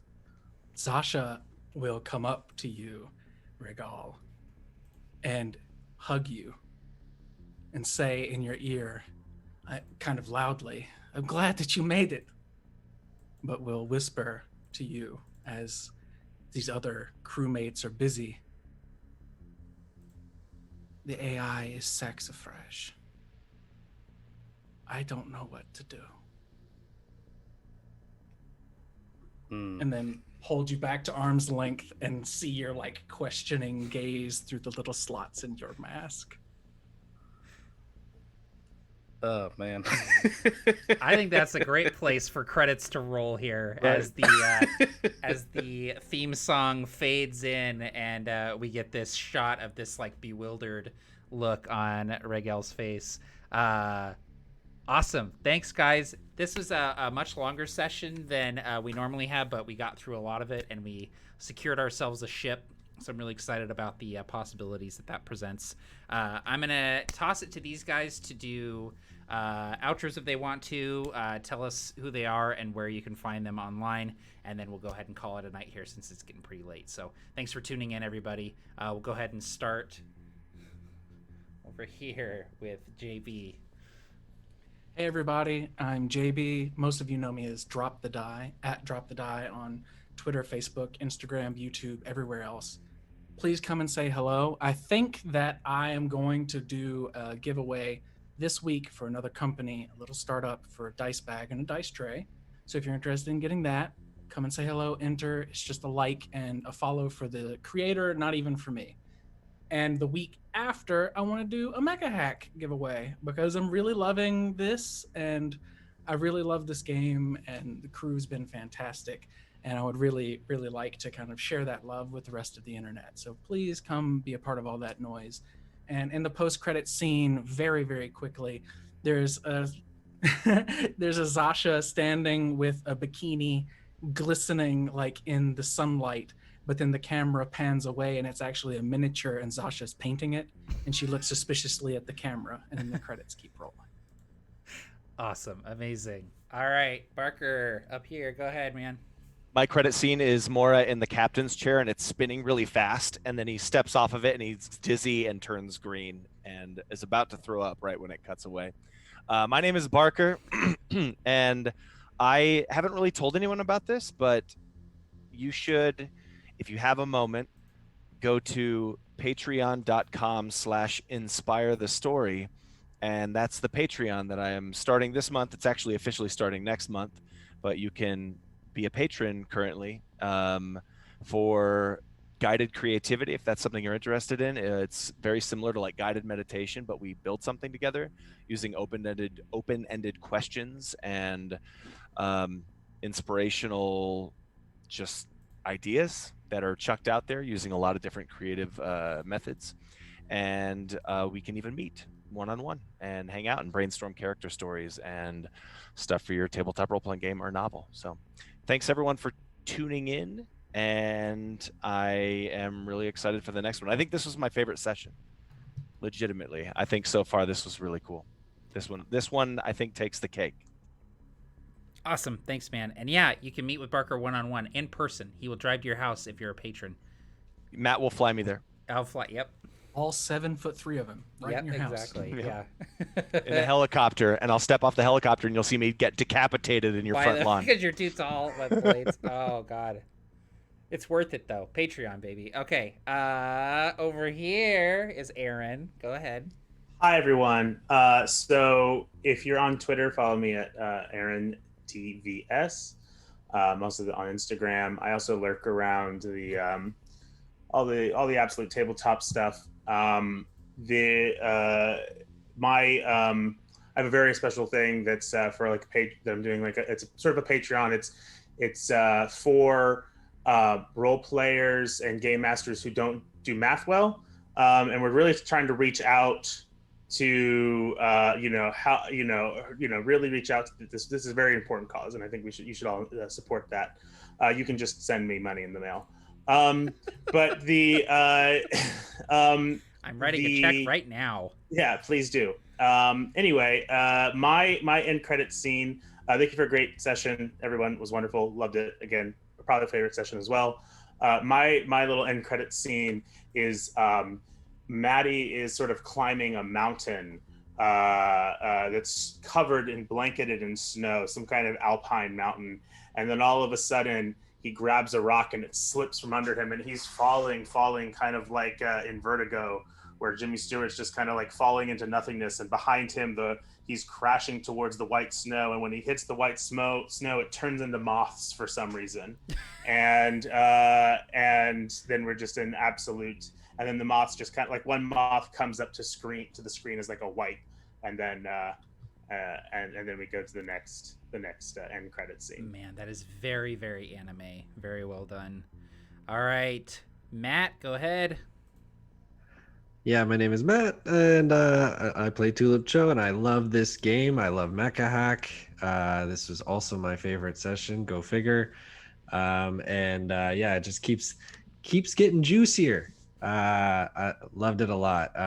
Not plugging anything. No follows required. But yeah, support all these lovely people and their ventures. And Tulips, or my post credit scene is Tulip kind of in the wheel, in the helm of the big wolf, and she's piloting it, and then it zooms out from like the window pane, the star window or whatever we decided, and it zooms out, and the big wolf kind of transforms into like this cartoon dragon, and then further transforms into another beast, and then like a really old school like vintage airplane, and then eventually settles on that like Akira style bike from the colony as she sweeps in and pulls into the mechanic shop, and we get a peek through the crack of the door to all the pandemonium that's going on inside with the hedgehogs. That's the best thing ever. These end credit scenes just keep getting better. Okay, by the end of this campaign, they're just gonna be like, we're gonna be crying because they're gonna be so good. All right, and last but certainly not least, I don't know why I said certainly that way. John, go ahead. If you would like to see some more of me, I'm John. You can catch me on Doombot Gaming most days on Facebook Gaming. So just look up Doombot Gaming. You'll find me somewhere. I also have a YouTube channel called Out of Character if you would like to see me do more RPG stuff. I don't really update that much or ever. But if you are interested in more RPG thoughts from me, that's where you can find me at. And yeah, this was a very action-packed episode. And I am like suffering for how much I want the answers to these questions. Like, I'm digging these questions, and I really appreciate the idea that I got to like sleuth around with my character. I've been looking at my character stats, like, man, I got like all these cool, like, I got like stealth and stuff, but I don't ever get to use them. Boom, got to use them this session. So awesome. If I had an end credit scene for my character, it would probably be like him like taking a shower and his mask like falling off like the cupboard, and like the little hedgehog like putting its face in it, and like all of a sudden it's like our episode but in the hedgehog's image, like with like little hedgehog mechs. And then like, you know, I get out my shower and like pick my mask up and put it on. And that's the whole that's my credit scene. I imagine hedgehog mechs are just those rolling balls that you can put reds in, and they like roll around in them, but they're bristling in weapons. Yeah, they have just like torpedoes and fucking Gatling guns on the side of it. Yeah, perfect. All right, well, it's getting late, everybody. Thank you again for tuning in. We'll be playing again in 2 weeks here, so tune in for that. And hey, if you want a copy of Mecha Hack PDF during the stream, sync up with me, or I'll track you down and I'll get you your codes. Thanks, everyone. Can't hide. Take care. Happy gaming, all, and we'll see you next time. What do? I hit this button. You hit the button, and then you wave goodbye, and then you hit the other button.